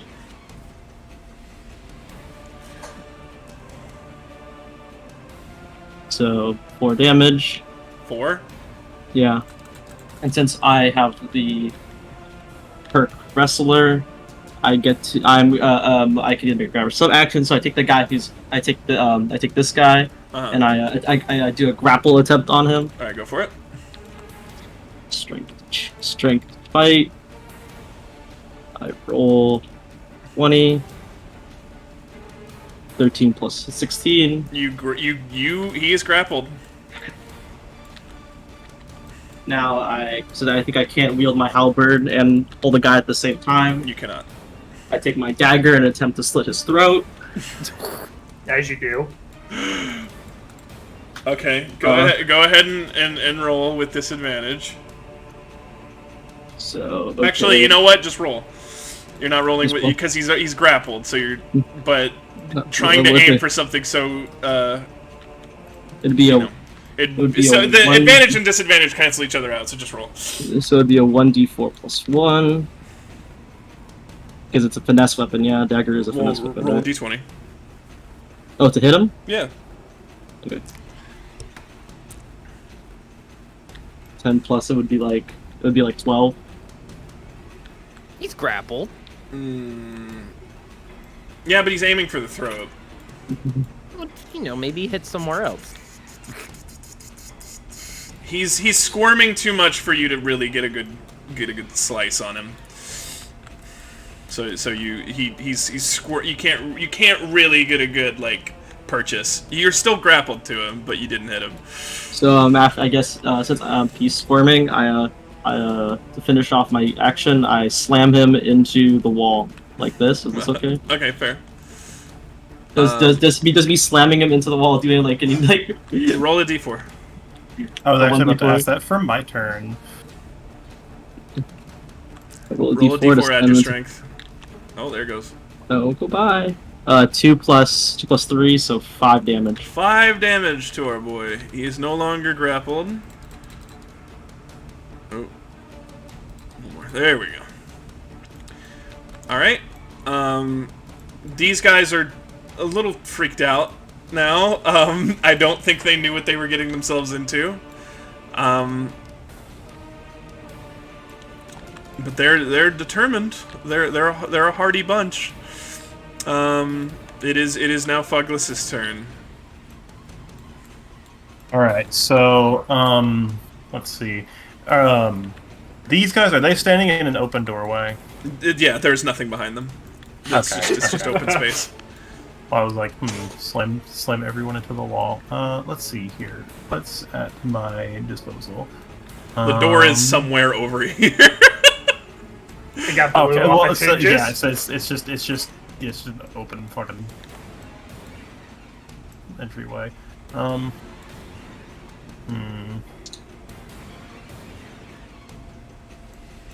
sounds kind of funny. Let's see.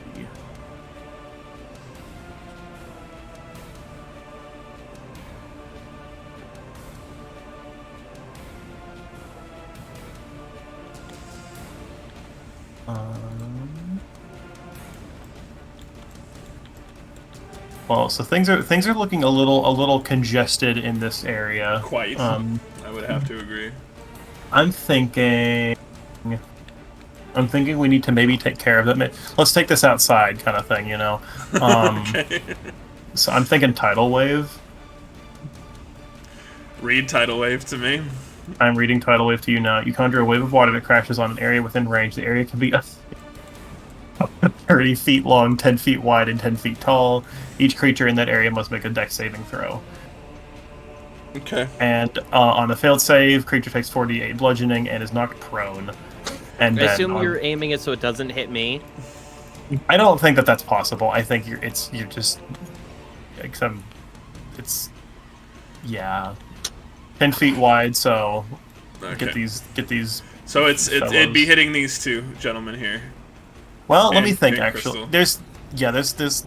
Well, so I started here. Yeah. Am I guess I'm kind of obstructed from going like here, for example. I guess I could like jump over the. You could get on slither top over of You the. could you move could get on and top make of it the not bar. hit me. If you moved like, I don't know how to put a thing. Let's see. So it'd be Hold on. like. If you moved like right here, do you see this orange bit? Then it would not hit me. I think it has to go in a straight line. I mean, Because it's. I mean, it specifies the. So it'd go out. Well. Well, Let if me- you right next to me, that straight line would just hit the two. yeah, it wouldn't hit me. If you, I'll allow it. I If would. you move I would to like here. to go here and hit these three. Oh, Oh yeah, okay. Because it can be up to 10 feet wide. So I'm going to say let's make it 5 feet wide. So Okay. it nearly avoids. Okay, so these you're two. hitting. And up all to 30 three of feet these. long. So yeah, let's 1, 2, 3, 4, 5. You let's can just hit them all. 25. Yeah, so let's say 25 feet, so up to here. Dex saving How do you do that? How do you do that little? Ding. The ruler. If you grab the ruler and just click with it. Oh, I was wanting Oh, that there you little go. arrow, the Yeah. little dinkle arrow. That's question mine mark too. ping, question mark ping, Double, question mark double, ping. double tap the ruler. Yeah. I don't even. I'm still trying to look for the fucking ruler. The ruler is just the stick. It's the little stick Stick below with an arrow. the zone. The line. Okay. Right next to the little hand that's flicking. Yeah. So like, yeah. Just fucking All knock right. their shit out. All right. So What's the DC for saving? Because it's you don't roll to hit on certain spells. They right, just have to save. So what's the spell save DC again? It just says dex. It just says dex save on this page. Uh, on D&D Beyond. so Does it on have your a DC? So if it doesn't Oh, yeah, specify yeah. a DC, what that means is that it uses your character's spell save DC, which if you go to your spell casting page at the very top, there should be 16. Okay, great. Damn. Okay. So they're kind of fucked, right? I mean, Well, That's hard. okay. There's one. Oh, you That'd be fucked good. up. That one saves. Okay, that one's fine. Make a mega leap out of there. wow. Could do a Well, so backflip out of there. He'll take. Well, That he'll one still saves. take half. He'll still take Damn. half damage. He's just not knocked prone. Okay, so it only knocks the first one prone. Yeah, this guy's hit. So full damage. Well, so they'll each take. So go ahead and roll for damage then. Okay, 4d8. How do I? You So- can come up Baggies. here and then grab. Oh God, which one's the 8? They're all It's, labeled. the diamondy ones. Oh, that's what I gotta grab. Okay, so 4, 3, and 4. All right, what's the best way of doing this? So if you Oh, so get back if in here. you drag, you can select them all, and then if you press R on them, while Yeah, they're they selected, just it'll roll. yeah. Whee. 13. 13 half damage is 7. So 13, 7, 7. Yeah. Cool.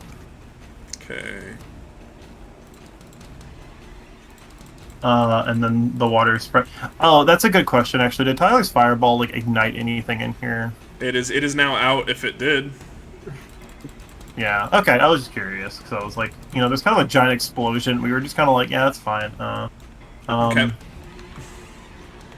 They're soaked. Cool. And hurting. My bones. Okay. Are you marking your spell slots, by the way, Goof? Of course I am. What does that mean? You have a certain amount of spells that you can cast at certain levels. It's on your spell sheet. Oh, okay. Okay, so slots expended. Okay, so that Yes. would be I can, and that's like on long rest is resetting that. Yes. Yeah. Yep. Okay, so ice knife and okay, cool. Yep, I'm good. Okay, cool. Thank you. Is that? I imagine that's your turn. I mean, I guess it has to be, yeah. Okay. These guys are fucked. Rise from the grave. Okay. So he's gonna stand back up. One of those days, huh? So this guy here is above the body of one of his friends. Remember, he slumped down because he got gored. Oh yes. So he's going to not hit you with his dagger, but do something else. And he's gonna fucking miss. Okay. So he was attacking me.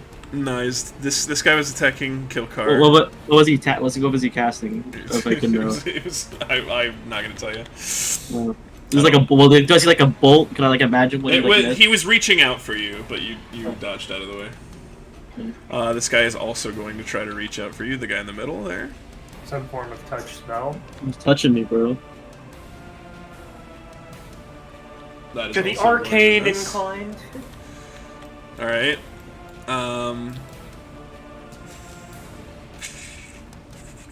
This guy's gonna disengage and run. Oh fuck. Pussy, pussy, pussy.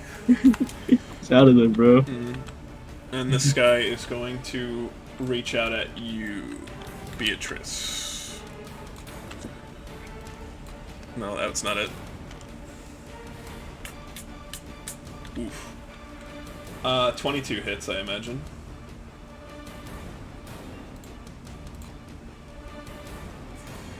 At least it wasn't a natty. Okay. They're not fucking around anymore.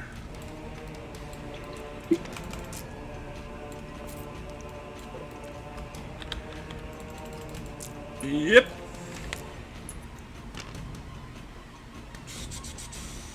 That is 12 damage to you, Crystal.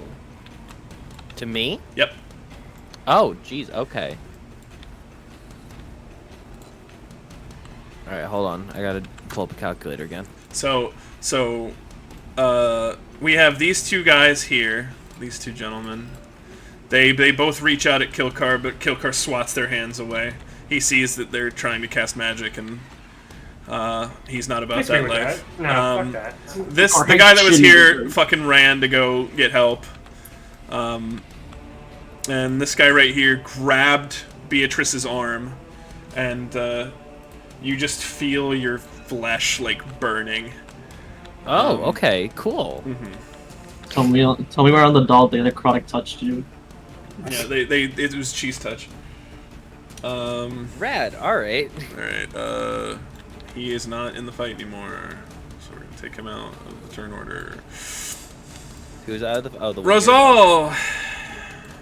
Okay, well, time to... I was trying to think of something creative to do. But... could just nuke motherfuckers. Let's see here.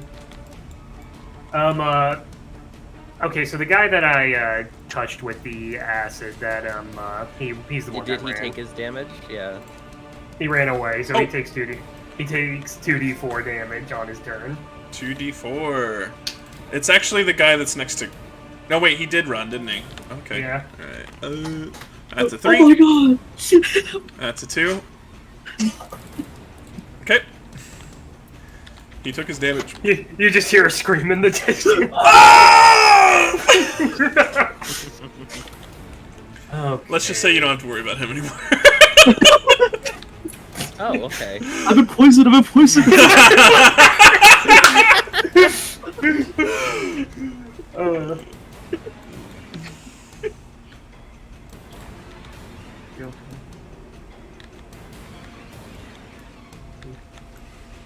okay, so condition of everybody. Are they all like decently fucked? Yeah, yes. They're all bloodied, every single one of them.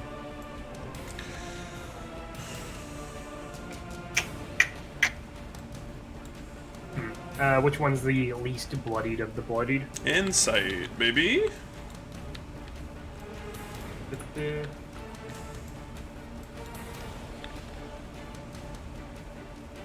11 plus 7. Damn, that's gonna work every fucking time, isn't it? The least damaged? Or the most damaged? Least damage. Yeah, least. Least damage is him. Damn. Okay, really? so Everyone else is significantly more hurt. let's pull out. We need a friend, don't we? Wait, what was, by the way, my bad. It's not called settle, it's called body check. That's why I can only use unarmed attacks when I counterattack people. Or attack Ah. people.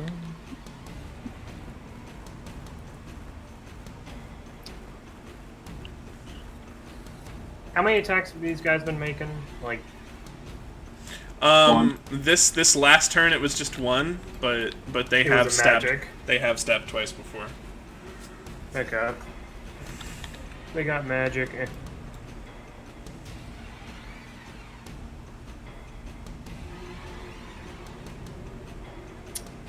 Okay, Crown of Madness on him. The homie here. The least damaged guy. Okay. What does Crown of Madness do again? So basically, they are one humanoid of your choice you can see within range must succeed on a Wisdom saving throw or become charmed by you for the duration. While the target is charmed this way, a twisted crown of jagged iron appears on its head and madness glows in its eyes. Damn. The charmed target must use its action before moving on each of its turns to make a melee attack against a creature other than itself that you mentally choose. The target can act normally on its turn if you choose no creature or if none are within reach. Okay. What's the spell save DC? My spell save DC is a 17 if I remember correctly. Yeah, 17. He's probably not going to succeed, but he didn't succeed. He failed. Okay. He's gone. So that guy just grabbed your arm. It starts burning, and then suddenly, like, a crown appears above his head. A jagged iron crown starts like Rad. piercing its way into its skull, and fucking his eyes just starts glowing. Wait. And that's it. No, that's too dark. There we go. Okay. Beatrice. You see in front of you, this guy had just grabbed you and, like, you know, burnt the fuck out of your arm with, like, rotting flesh kind of thing. And then this wood elf pops his head up from the bar and shoots a little laser, and he goes pew, and it just makes this crown of horrible thorns on As this he's guy's screaming. head. Yeah. And his eyes roll back in his head, and they just start glowing. No! Help me!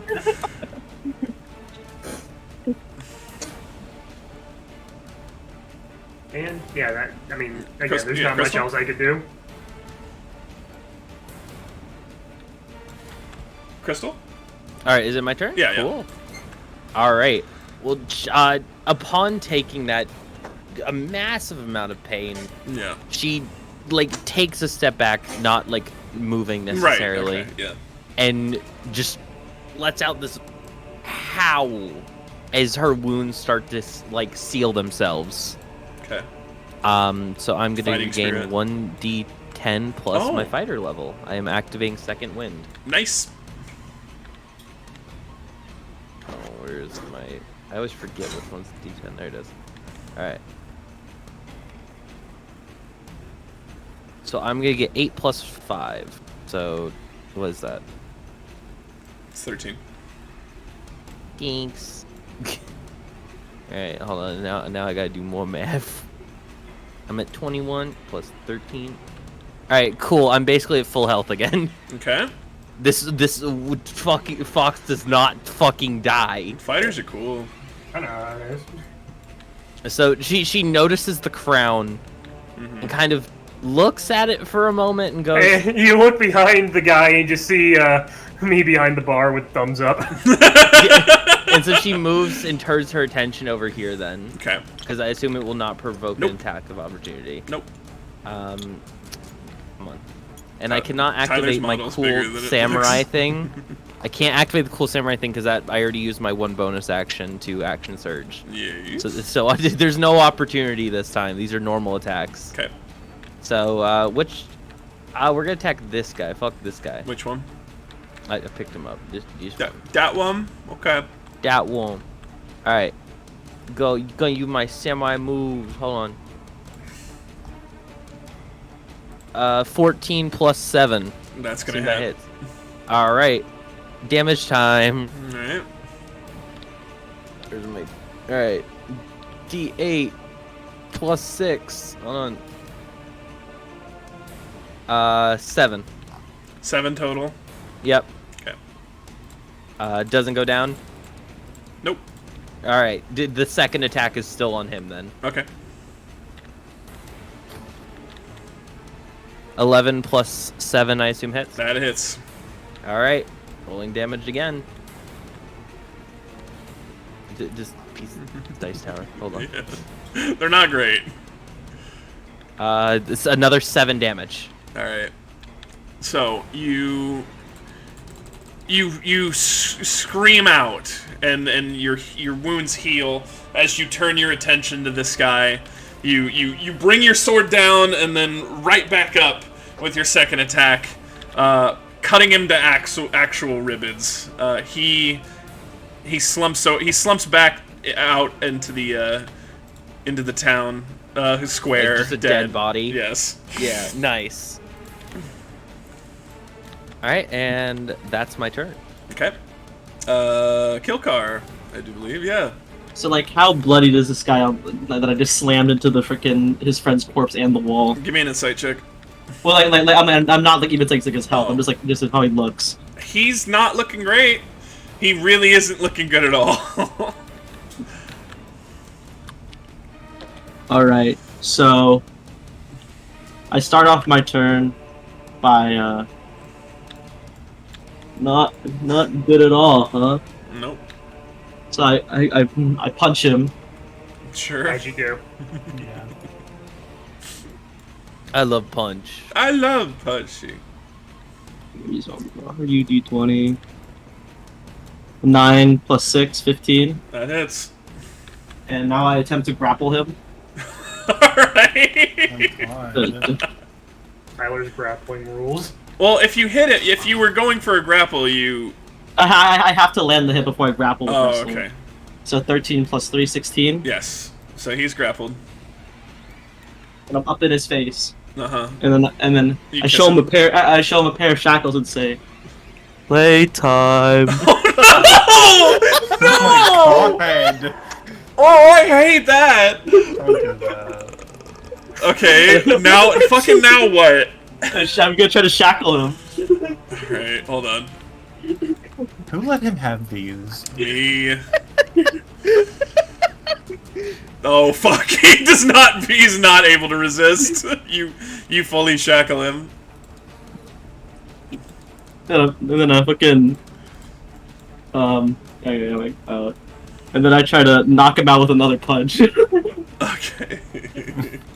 So you're doing non-lethal damage. Yeah, I'm trying to not kill him. Alright. What? He's- What is he? Roll Why with did he turn a advantage. different Roll to hit color? with advantage. It's status effect, just for my Oh wait, wrong benefit. dice, sorry. What is that static fucking chained? Alright. 3, miss. 14 Okay, plus yeah, 3. you hit him. 1d8 plus 3. Where are you, my little d8? It's right here. 7. Okay. He's not quite unconscious, but he is holding on to consciousness.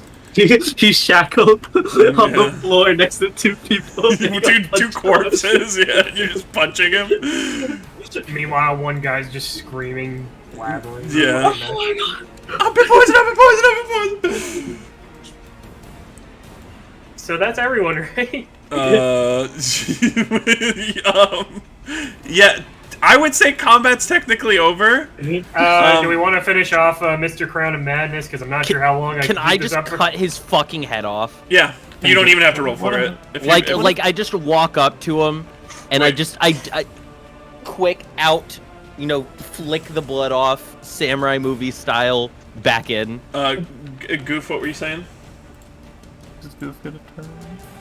Combat's over. Really. Do you want to? Goof, do you want to kill him instead? You want to turn him into a big snake or something? You can put a stick not- down his he's- throat and make it a snake. Put a stick down his... No, Yeah, put a I'm not. Me not that kind of snake. Yeah, Well, this guy's mind controlled. This guy's Tyler- shackled. There's nothing else. Well, Tyler's still on his last legs back here, isn't he? Yeah, he has one one hit point. health. Yeah. I'll cure wounds. Alright, go ahead. He probably needs that, right? Okay, so mechanically, how would you? So if I were to release a host, how long would it take before I would inevitably get a new host? Either next session or until it's funny. How much longer are we going? Maybe an hour and a half. I don't know. Would funny potentially happen? Oh, 100%. Oh, 100%. Yes. I see my slithering serpent friend raise his hands, knowing that he's about to cast some form of, some kind of form of healing spell. I place my hand on his shoulder. There's no need. Release host. Okay. You see this male wood elf slump to the ground, lifeless. Oh. Oh. Okay, that's weird. Fucking thorn whip this guy. You don't even have to worry about it. Cool. You thorn whip it. And crystal slits Hold on. his throat. I have something to do here. Are you ready? Yep. All right, thorn whip. All right. Did you whip him? It's thorn whip. What the fuck do you think I did? All right. I whipped him with thorns. That's thorn whip. Are Thank you. Tyler A? Are the shackles behind his back? Yeah, they kind of grappled him in the mid-body area. He bites down on something in his mouth, and he dies. Damn, they got cyanide pills? Damn. You hear? Okay, so combat's over. We're gonna get back into some good RP now. You hear the door to the back unlock, and the dwarf pops his head out. Are they dead? He looks down at Rosal's body. Oh shit! I thought I saved him. What happened? Beatrice quickly, very, very, very copium level, just immediately returns the disguise and goes like, I don't know. Were you just a... No. You know what? Never mind. We need to leave right now. We are leaving. Beatrice, from where you're standing, you see the town square, because remember, there's no door there.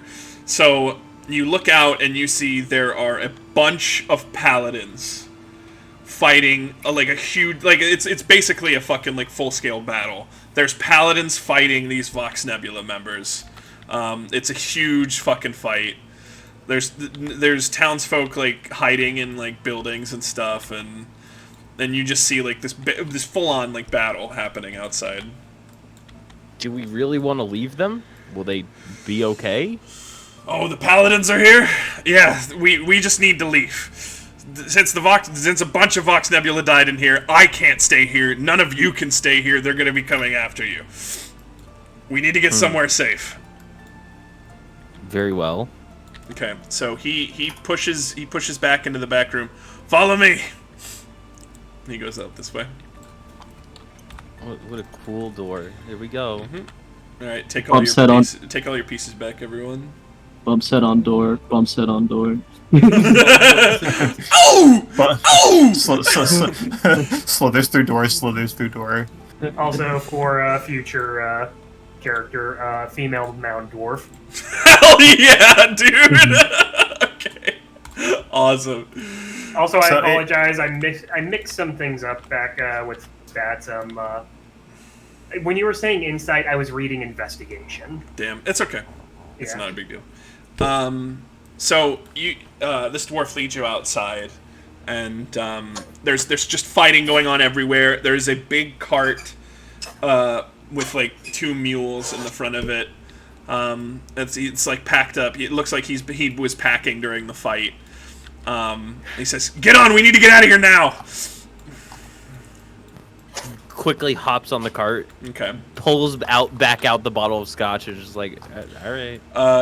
He looks at Kilcar. He says, Pull the cart. "Not sure you're gonna be able to fit, friend. Do you mind following us?" Just kind of nods because he's on a fucking mad battle high. Okay. So you guys make a swift escape. As you're leaving, you see these people fighting all these cult members, and you see one corpse in the center of town that has a giant like burn wound on his side. He made it maybe 5 feet outside the door. It really wasn't that far. I've been poisoned. I've been poisoned. And then he just died. So you are all on this cart now, traveling somewhere. The dwarf hasn't really told you. You don't even know his name. Is this Skyrim? No. Yes. If you guys would like to chat for a little bit, feel free. If you have any questions for the dwarf, now would be the time. Yes, let me add. Oh. Oh wait. Dude, Beatrice is like, I've got the bottle. This is still like, she looks at the dwarf one more. She's like, so this isn't a bad dream, right? He pinches you. Did you feel that? Well, because it's like not her body. She's like, no. This might be a dream, lass. I'm not entirely sure what's going on with you. Takes a swig of the bottle. All right. So you're you fucking hate this. So you're all traveling, and it's extremely placid comparatively to the fight that you were just in. You spend a day traveling. You see out in the distance a large city built into the side of a mountain. With huge like stone walls surrounding the entirety of the city. It gives you the sense that this is probably the capital of this region. It's certainly big enough. None of you are super familiar. None of you who are alive are super familiar with Neverwinter. In fact, I think a few of you probably don't even know what that is. What the fuck's a Neverwinter? But it is double the size of Neverwinter. It is a very, very large city. Outside the city gates, there is a small woman, short, stout, looking back and forth. Not really sure where she is. She looks like she's really looking for something. Checking person, checking pockets. You're basically in just like a barbarian body. You have like strips of dried meat. You dropped any weapons that you had because they're worthless to you. Yeah. You're covered in furs. Spell books on me though. Yes, of because course. Has to be some kind of spellcaster to learn the host spell. Oh, that's right. There was some sort of magic in. I mean, the clan that she came from. You kind of know what she's about. The clan that she came from is like very warrior focused, but she had this fascination with magic that was not really allowed in her clan. But she did study a little bit and happened to find your spell. So she has a spell book. Yep. Comparing myself to the environment, dwarf. All three of you that are with the cart, you see this dwarf in the middle of the road. Grenly, the dwarf that's with you, he looks out and he whistles. Woo! Hey there! He stops the cart. Already. Small world. Excuse me? Do we know each other? Exploding runes. What? How do you know about that? Don't ask questions. I'm coming with you guys. You climb up on the car. There's nothing he can really do about it. All right, I guess you're joining us to Albus. I pull out a small stepladder for our new friend. Were they originally snakes at some point? I will not comment on the origin of the stepladder. Thank you. Fugless, I'm not even gonna make you roll for it. This is Rosal. You don't know how you know, but you know. Probably from the description of exploding runes. Yeah, well, that and it's a feeling also. Like I do have 20 plus 5 wisdom. I'm built like that. You know it's Rosal. So you're all back together again, and you're slowly making your way to the city gates. Huge, gigantic. Now that you're back, Rosal, you see this city. It's fucking huge. It is the biggest city you've ever seen. Any pocket change on me? No. Damn. You're high in the mountains. It wasn't something like money wasn't really an issue.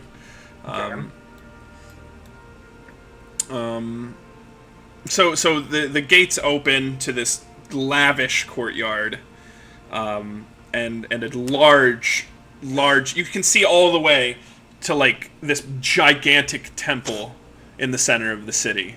There's this big walkway all the way there, bustling with people, stalls, taverns, any kind of store that you could possibly imagine. There's just this town has everything, all kinds of people, any kind of race, any kind of adventure. They're basically a huge portion of the population of this region lives in this city. It is most of the people are here. You kind of take the cart comes in and Grenly sighs and says, "We should probably go see my brother." Your brother? Yeah, he should be able to give us some place to stay for now. From my recollection, you're not in good favor with your brother at the moment. Again, just casually talking as if I've been here the whole time. He's taken aback by this, but he kind of just understands that it's something that he doesn't understand. I don't get this. It's okay. Yeah. He says, yeah, we were a part of this guild, I guess you could call it, and I kept pulling pranks on him. He was, he loved beer, and he was brewing beer, and I may have put like really hot sauce in his beer, and he beat the shit out of me one time. That was a long time ago. I mean, basically, he just doesn't like me too much in general. And I was expecting a tragic backstory. No, it's older brother syndrome. I cannot believe you would give your own brother the spicy brew. How can Dominic, you rat. He starts fucking laughing hysterically. I'm gonna use that one. That's fucking hilarious. So you take a side road. The cart goes down these cobble streets, and you're seeing less and less people. It seems like this is kind of not a great part of town. Are there any like clothing stores on the way there? Yeah, you can certainly find a clothing store. While we're passing by, I turn to the rest of the party. Handful of pocket change. I'll explain myself. It's certainly up to the party. Like, I'm not gonna force anybody to do nothing. Wait, what are you asking? Handful of pocket change. I explain myself. Again, just this random dwarf woman who's been spouting off shit that she shouldn't know from prior knowledge that you guys have experienced. Beatrice, this entire time, has realized you haven't lied. Nope. So she just kind of goes, "Oh, okay." Like, this is happening. Yeah. Kokar takes a coin, bites it. Sounds good to me. She's like, she looks over to the beastly friend and goes, I mean, okay, I guess. Thank you. And then stop the cart currently. Okay. Get out of the cart, walk into a clothing store, walk out, get out of these like barbarian rags and get into like a proper like robe. You have enough money to get like not the best robe you've ever worn. It is certainly something more becoming of a mage, wizard. You're not, it's a nice flowing robe. Yep. Covers all the unmentionables, and Yep. some nice underclothes as well. And it's not terribly expensive. It's decent quality for what it is. With the pocket change that everybody Yes. handed over. All right, return to the cart. We can continue now. Grenly looks at you. He hasn't really taken his eyes off you. He's just very confused. Why this random dwarf woman has kind of just joined this group seemingly out of nowhere. As I said, I'll explain. Just continue driving. He shrugs and says, "This isn't the strangest shit I've ever experienced," and whatever. So he keeps going, and you come to this small tavern, off to the really far side of the town. The tavern back in the first town, Farwall, that was called the Black Shield Inn. None of you guys didn't really see it. You were in a bit of a rush. But this tavern, you pull up, you see the thing. It's you see the name of it. It's the White Sword Inn. So he pulls around. There's an alleyway next to it. He pulls around and hops out and pulls out 2 big bags, and he just walks into the tavern. All right. So she's like, tavern. Okay, this is fine. You all enter. It's significantly smaller than the Black Shield, but it is nice and cozy. There's a few people in there, but it's not super busy or anything. As the dwarf enters, Kenley, where are you, you son of a bitch? And you see this bald, huge beard, eye-patched dwarf behind the bar. He's cleaning a cup, and he stops, and he looks up, and he makes eye contact with this other guy, with this other dwarf. And he slowly puts the cup down, walks over to the dwarf that you've been traveling with, grabs him by the collar, and pulls him into the back room. All right. The door shuts. You hear a scuffle. I'll put it like that. So while that's happening, Yeah. Yeah. booms. So while that's happening, I said I'll explain myself, so I shall explain myself now. Okay. You start the explanation of like, you go like, so, and then she's just like, Mage hand. kind of looks back, looks at the bar, looks back. Since it seems that we will be together for a while now, I shall explain my situation. Can we do it over a drink? Don't drink too much. Pull over a drink with Mage Hand. Okay. So you guys find a table that you could all sit at, other than Kilcar. You don't really have like. He's standing there menacingly. He could lay down. I can't really sit. I'm my own chair. You coil around a stool. Yeah.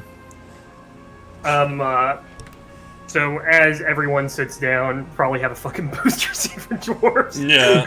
They definitely have dwarf seats. Yeah. High chairs. Yeah.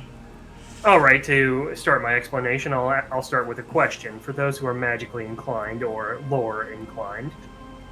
How many of you know of the legend of Rosal, the spell Rosal? If anyone wants to make an Arcana check, I'll. She's Sure. really enjoying the booze. Mine's high enough. I may as well. Sure. Okay. All right. What do I do? Roll a d20 and add your Arcana to it. Oh god. Oh, the camera angle's really fucking awkward. Hold on. You can hold down right click to adjust the angle of the camera. 7. 7 plus 4, 11. Cool. Maybe whisperings of it. It's certainly something. It's a name you've heard before. You don't know anything about the spell itself, but you've definitely heard the name. It's on the tip of my long and forked, might I add, tongue.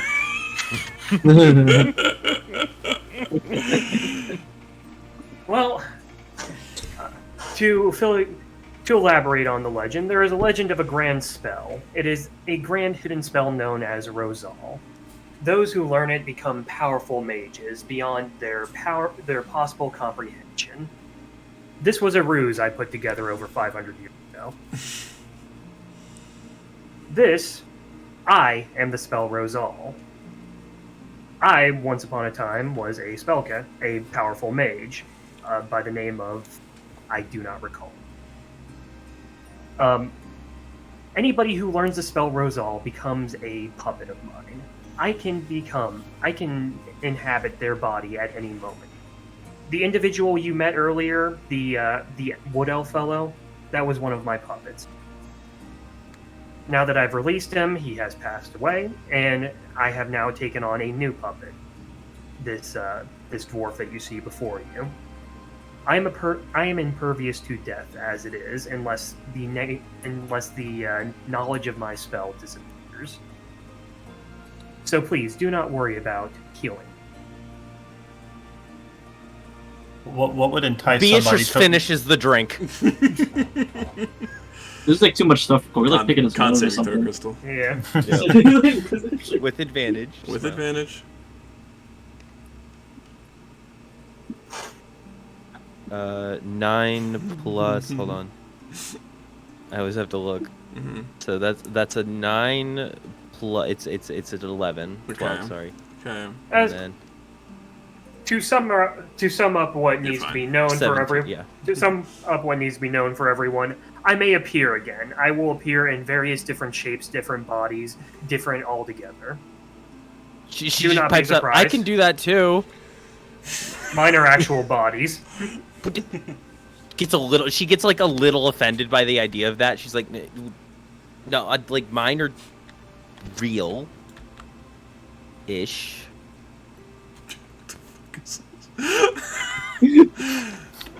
She drinks more. Is there a problem?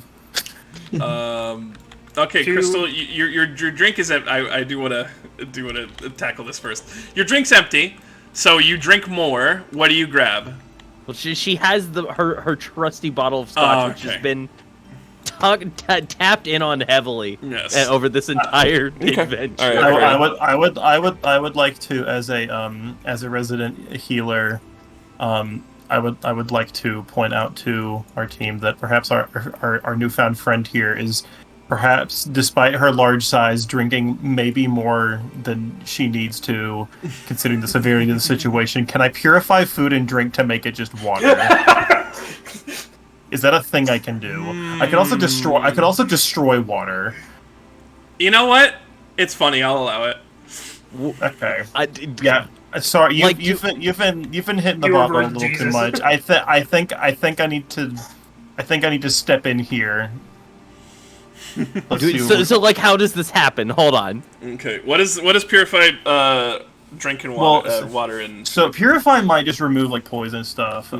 Which alcohol is purified technically a water. poison. it's technically I a will- poison. Yeah. So let's see. Purified and rendered free of poison and disease. So You don't have to roll anything for it.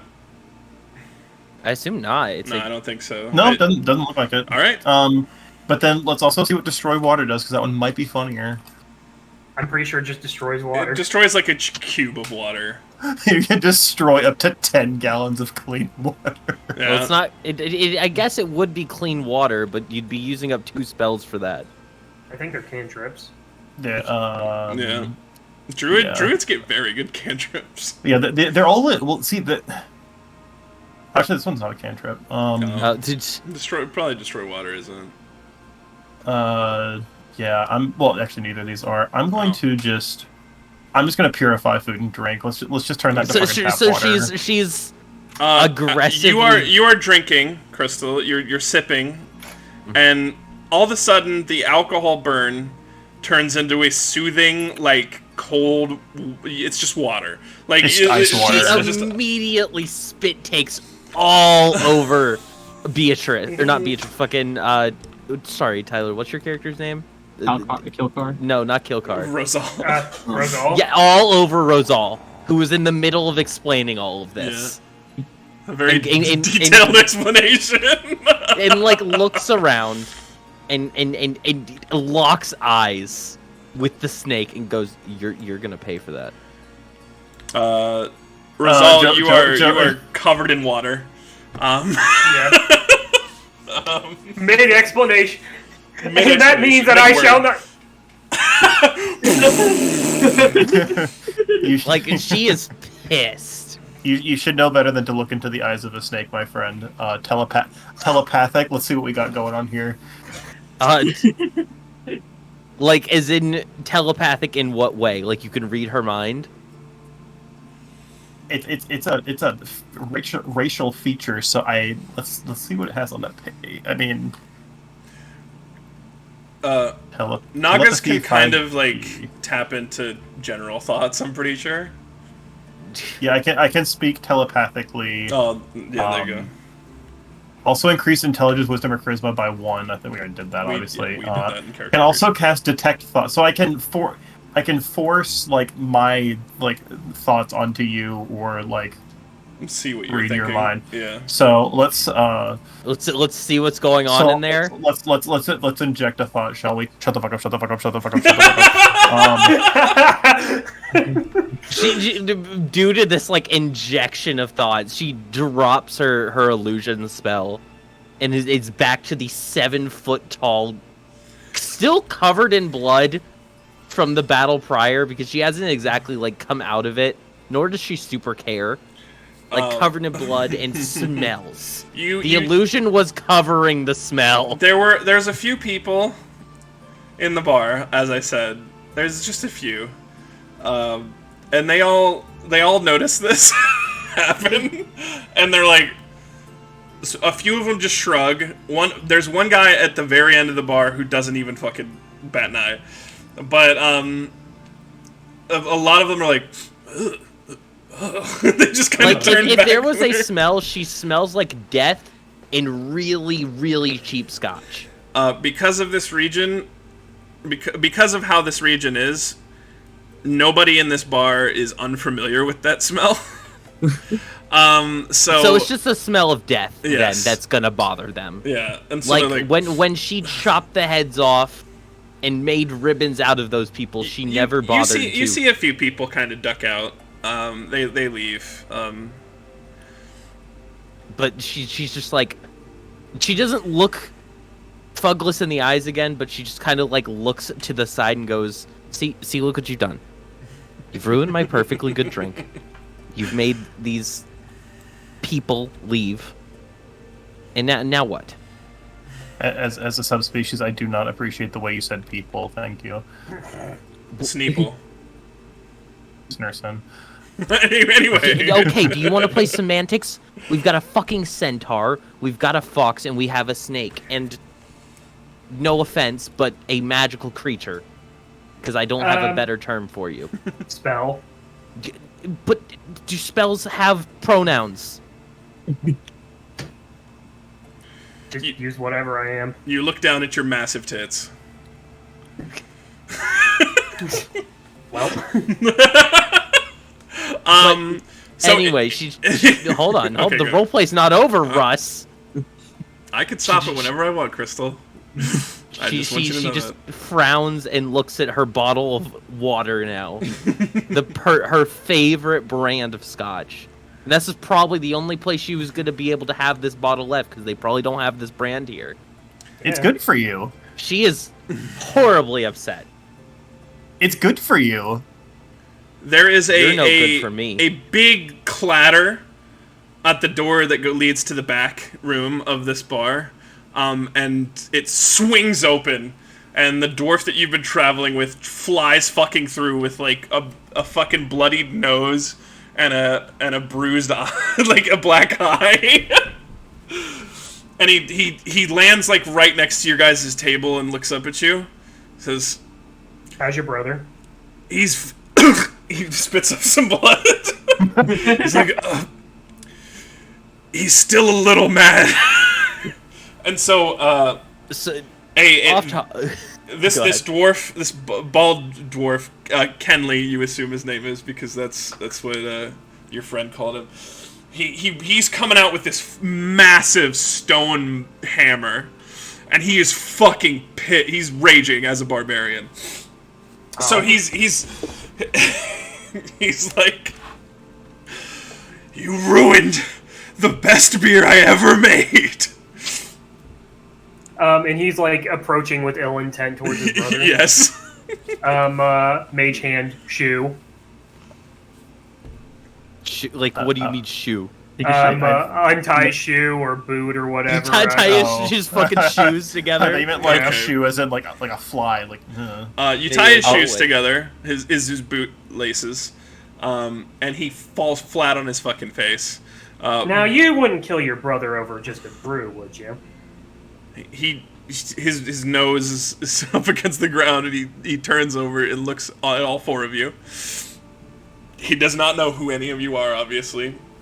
And he looks up at you, Rizal, and he says, "I've killed people who mean way less than me, who mean way more to me than for way less." So, And so, the most immediate next question she pipes in, hey, do you guys have Belredale scotch? he sighs. He comes out of rage. He's Untie shoes. She fixes it with pure fucking stupidity. It's fine. he's like, all right. What was your question? He turns back to you, Beatrice.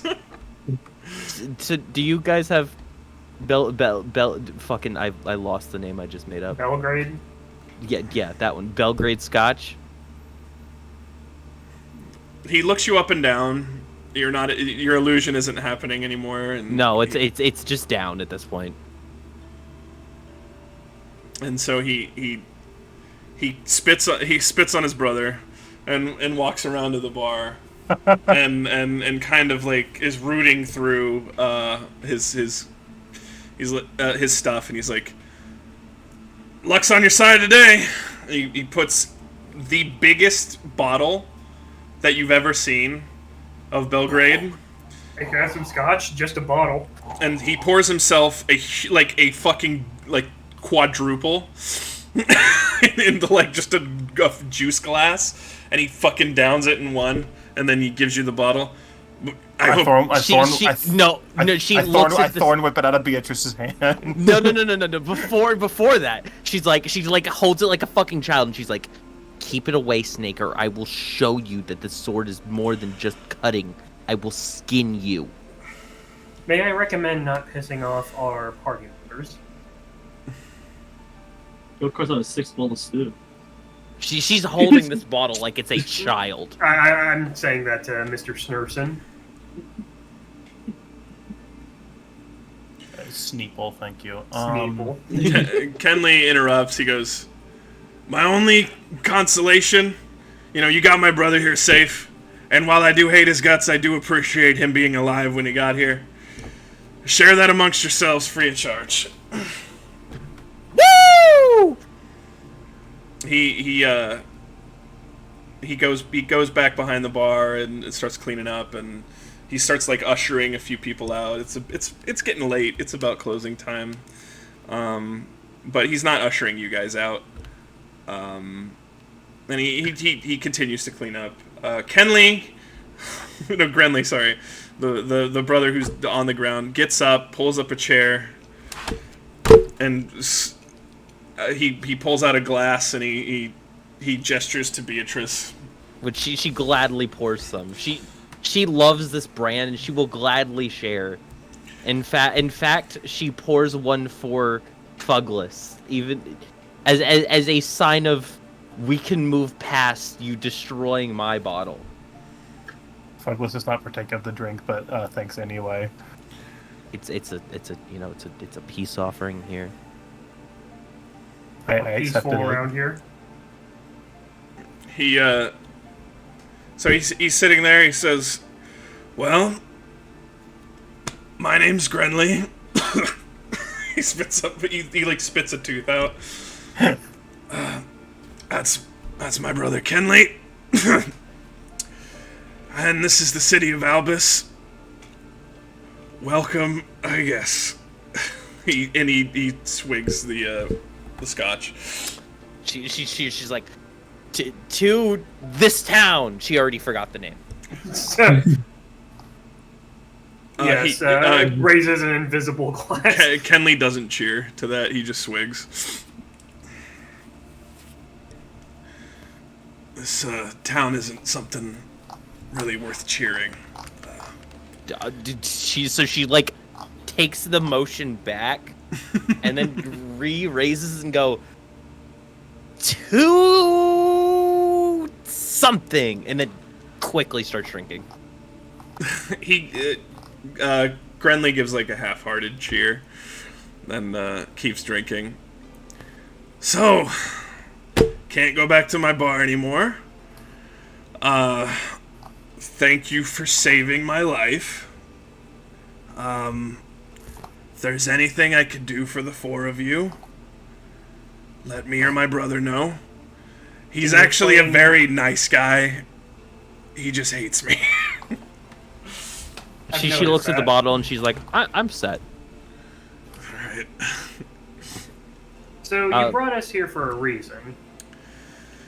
Albus is the one city in the Clouded Vale that has never, ever had a Vox Nebula problem. Any particular reason why? He looks as if he has never considered that question. It's not as if he's never questioned it. It's an interesting like question to mull around in his head. Is more so the vibe that you're getting. They just have never been here. That you know of. He points at you and snaps. He goes, "That I know of.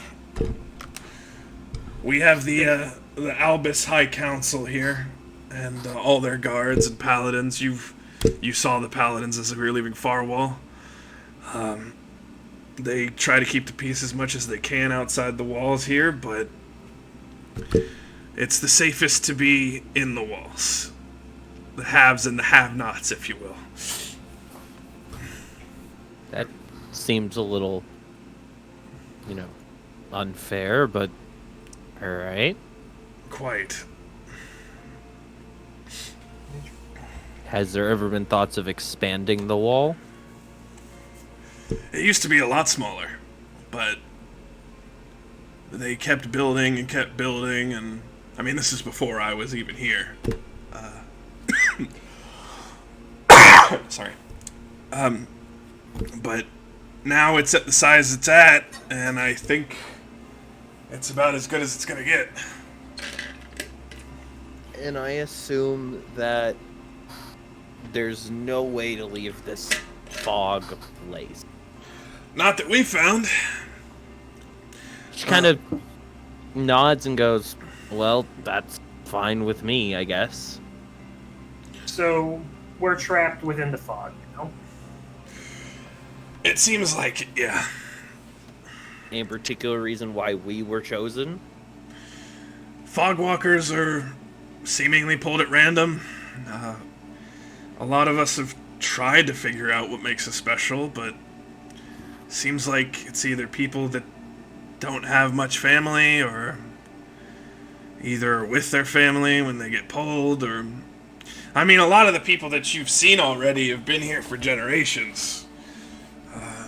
Me and my brother came here about 12 years ago, and that was the last group of fogwalkers that came in, along with that guy. And he points over to the guy at the end of the bar. Hi. And he turns slowly, and you see that, like... I mean, he's obviously a cleric. He's hooded and has bandages all over his face and his hands, and you can't see any skin anywhere. And he gestures with his glass. Yeah, the three of us came here 12 years ago, and we were running this bar. Then my brother kicked me out, and... Hot sauce. Yeah, it was actually not the hot sauce this time. Oh. And he looks into his drink. There's this girl. Oh. Always a perfect start to any story. They were gonna get married. One thing led to another. I fucked the shit out of her. You made your own brother a cuckold. Okay, listen. You're making it seem like it's way worse than it is. She was coming on to me, and you hear Grenly in the back just like growling angrily. But past bygones be past bygones. I mean, it was only within 12 years. I'm not gonna lie, that was kind of fucked up of you. So, how familiar But just looks are you... at the bottle, but and then goes, but whatever. So, how familiar are you with the general situation, like the general history of the world beyond the fog, or the the world within the fog? Well, I know the Vale's been here for a very, very long time.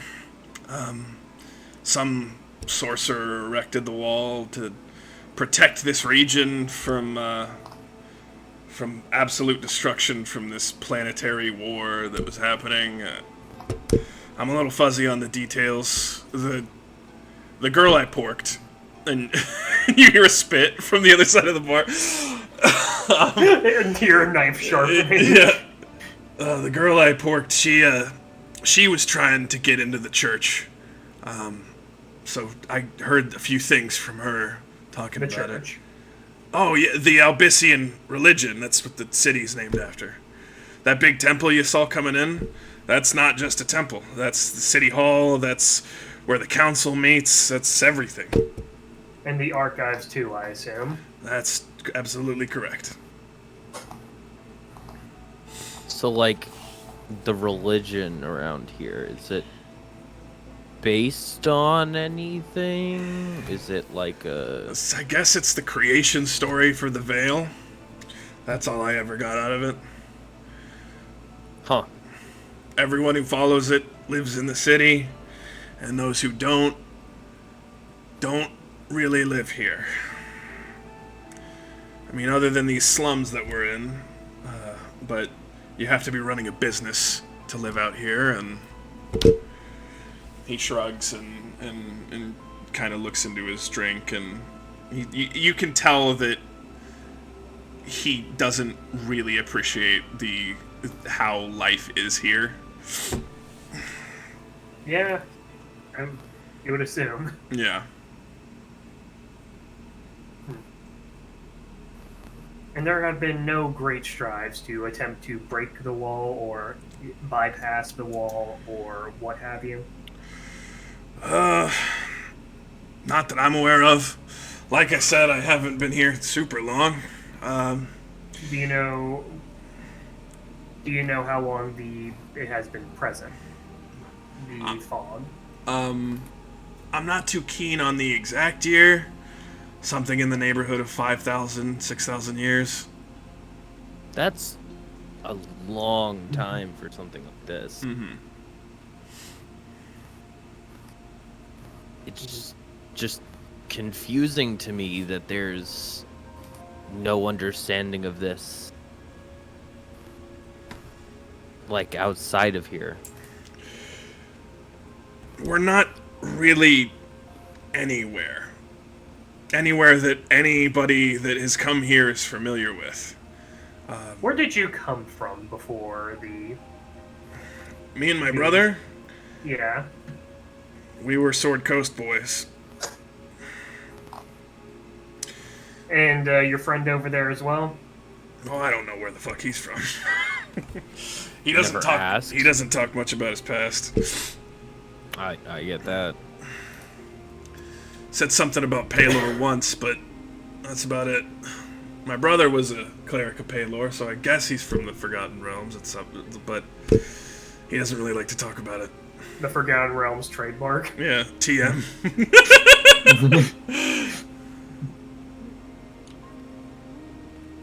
Well, I guess our next best option would be to hit up those archives. I mean, if you're looking to get answers, that's where I'd go. None of us really have too much of an idea. We just knew that living here was going to be tough, and we've just been trying to do that for the past 12 years. Understandable.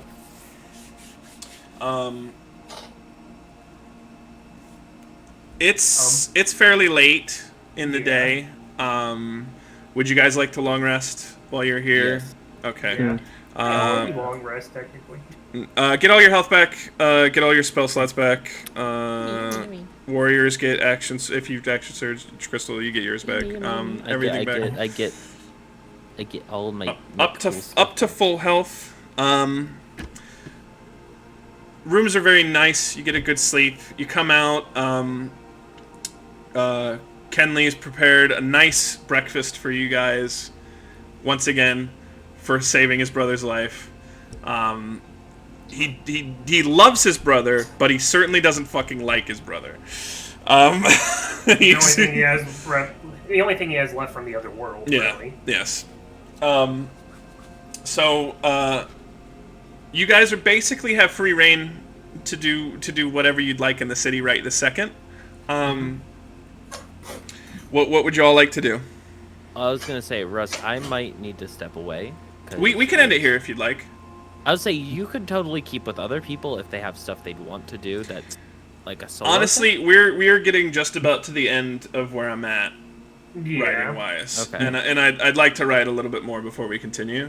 I have like a little bit more written, but I'd like to add notes to it. So if you guys like stop here, we can stop here. It's Yeah, we're okay. good. We That could works for me. stop. I'd like to pose a question to the party, I guess. In character. So, what's our next move? Are we just content with living here now? Is that what we're all going to do? Beatrice goes, yeah. I'd like to return home if such a thing is possible. Pokor want to go home. Pokor gonna miss dinner. I like the idea of Kilcar. He's this stupid dumb idiot that hasn't really said anything. He's just murdered. He's just literally turning men to paste. I love that shit. I feel that my snakes are gonna miss me. So So, with lack of a better option, I believe our next choice would probably be to head to the archives, speak to the people within this church, get a background info. I've had a background with a fairly lengthy background with magic, so I'm pretty sure I should be able to find something out with this. Beatrice is just like, I'll help you out, but personally, there's as much here for me as there was back home. I don't particularly care to leave or stay. But because I was transported here with you, I feel an obligation to help get you home. Very noble. It's what you can do, I guess. And in character stuff here, so I cannot feel any of the other hosts beyond the veil, can I? No. No. Naturally. Well, I guess that's that then. Okay. So, we're heading to the church or to the archives. One and the same, I guess. Yeah, they are the same.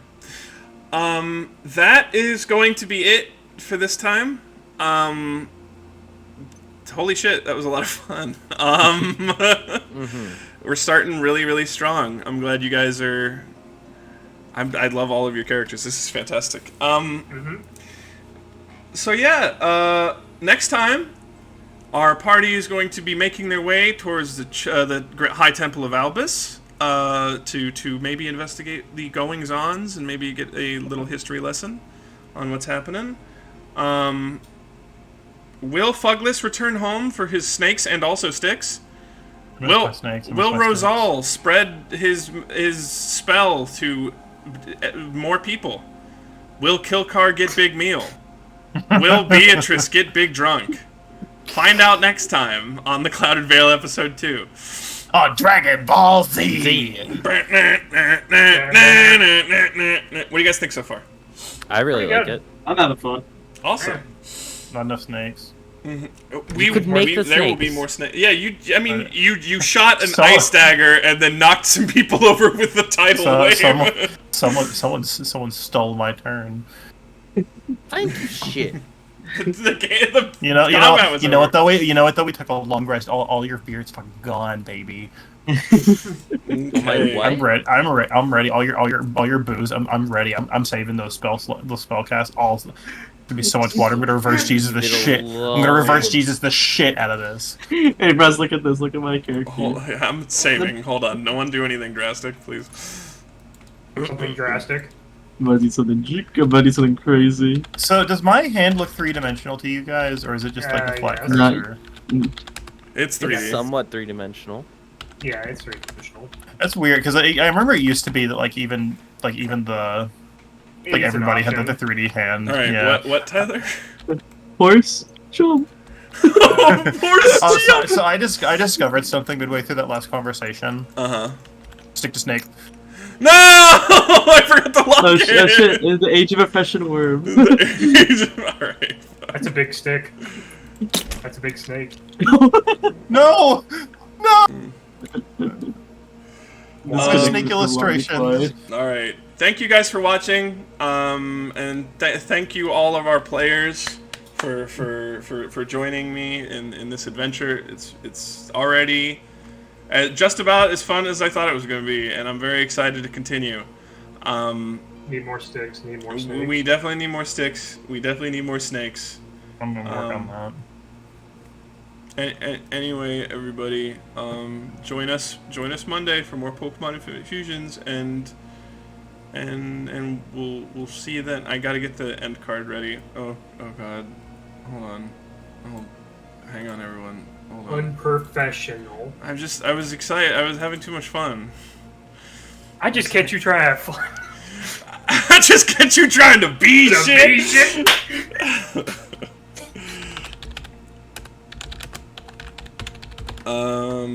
Yeah, anyway, thank you guys. Have a wonderful evening. Bye-bye. Bye. Bye.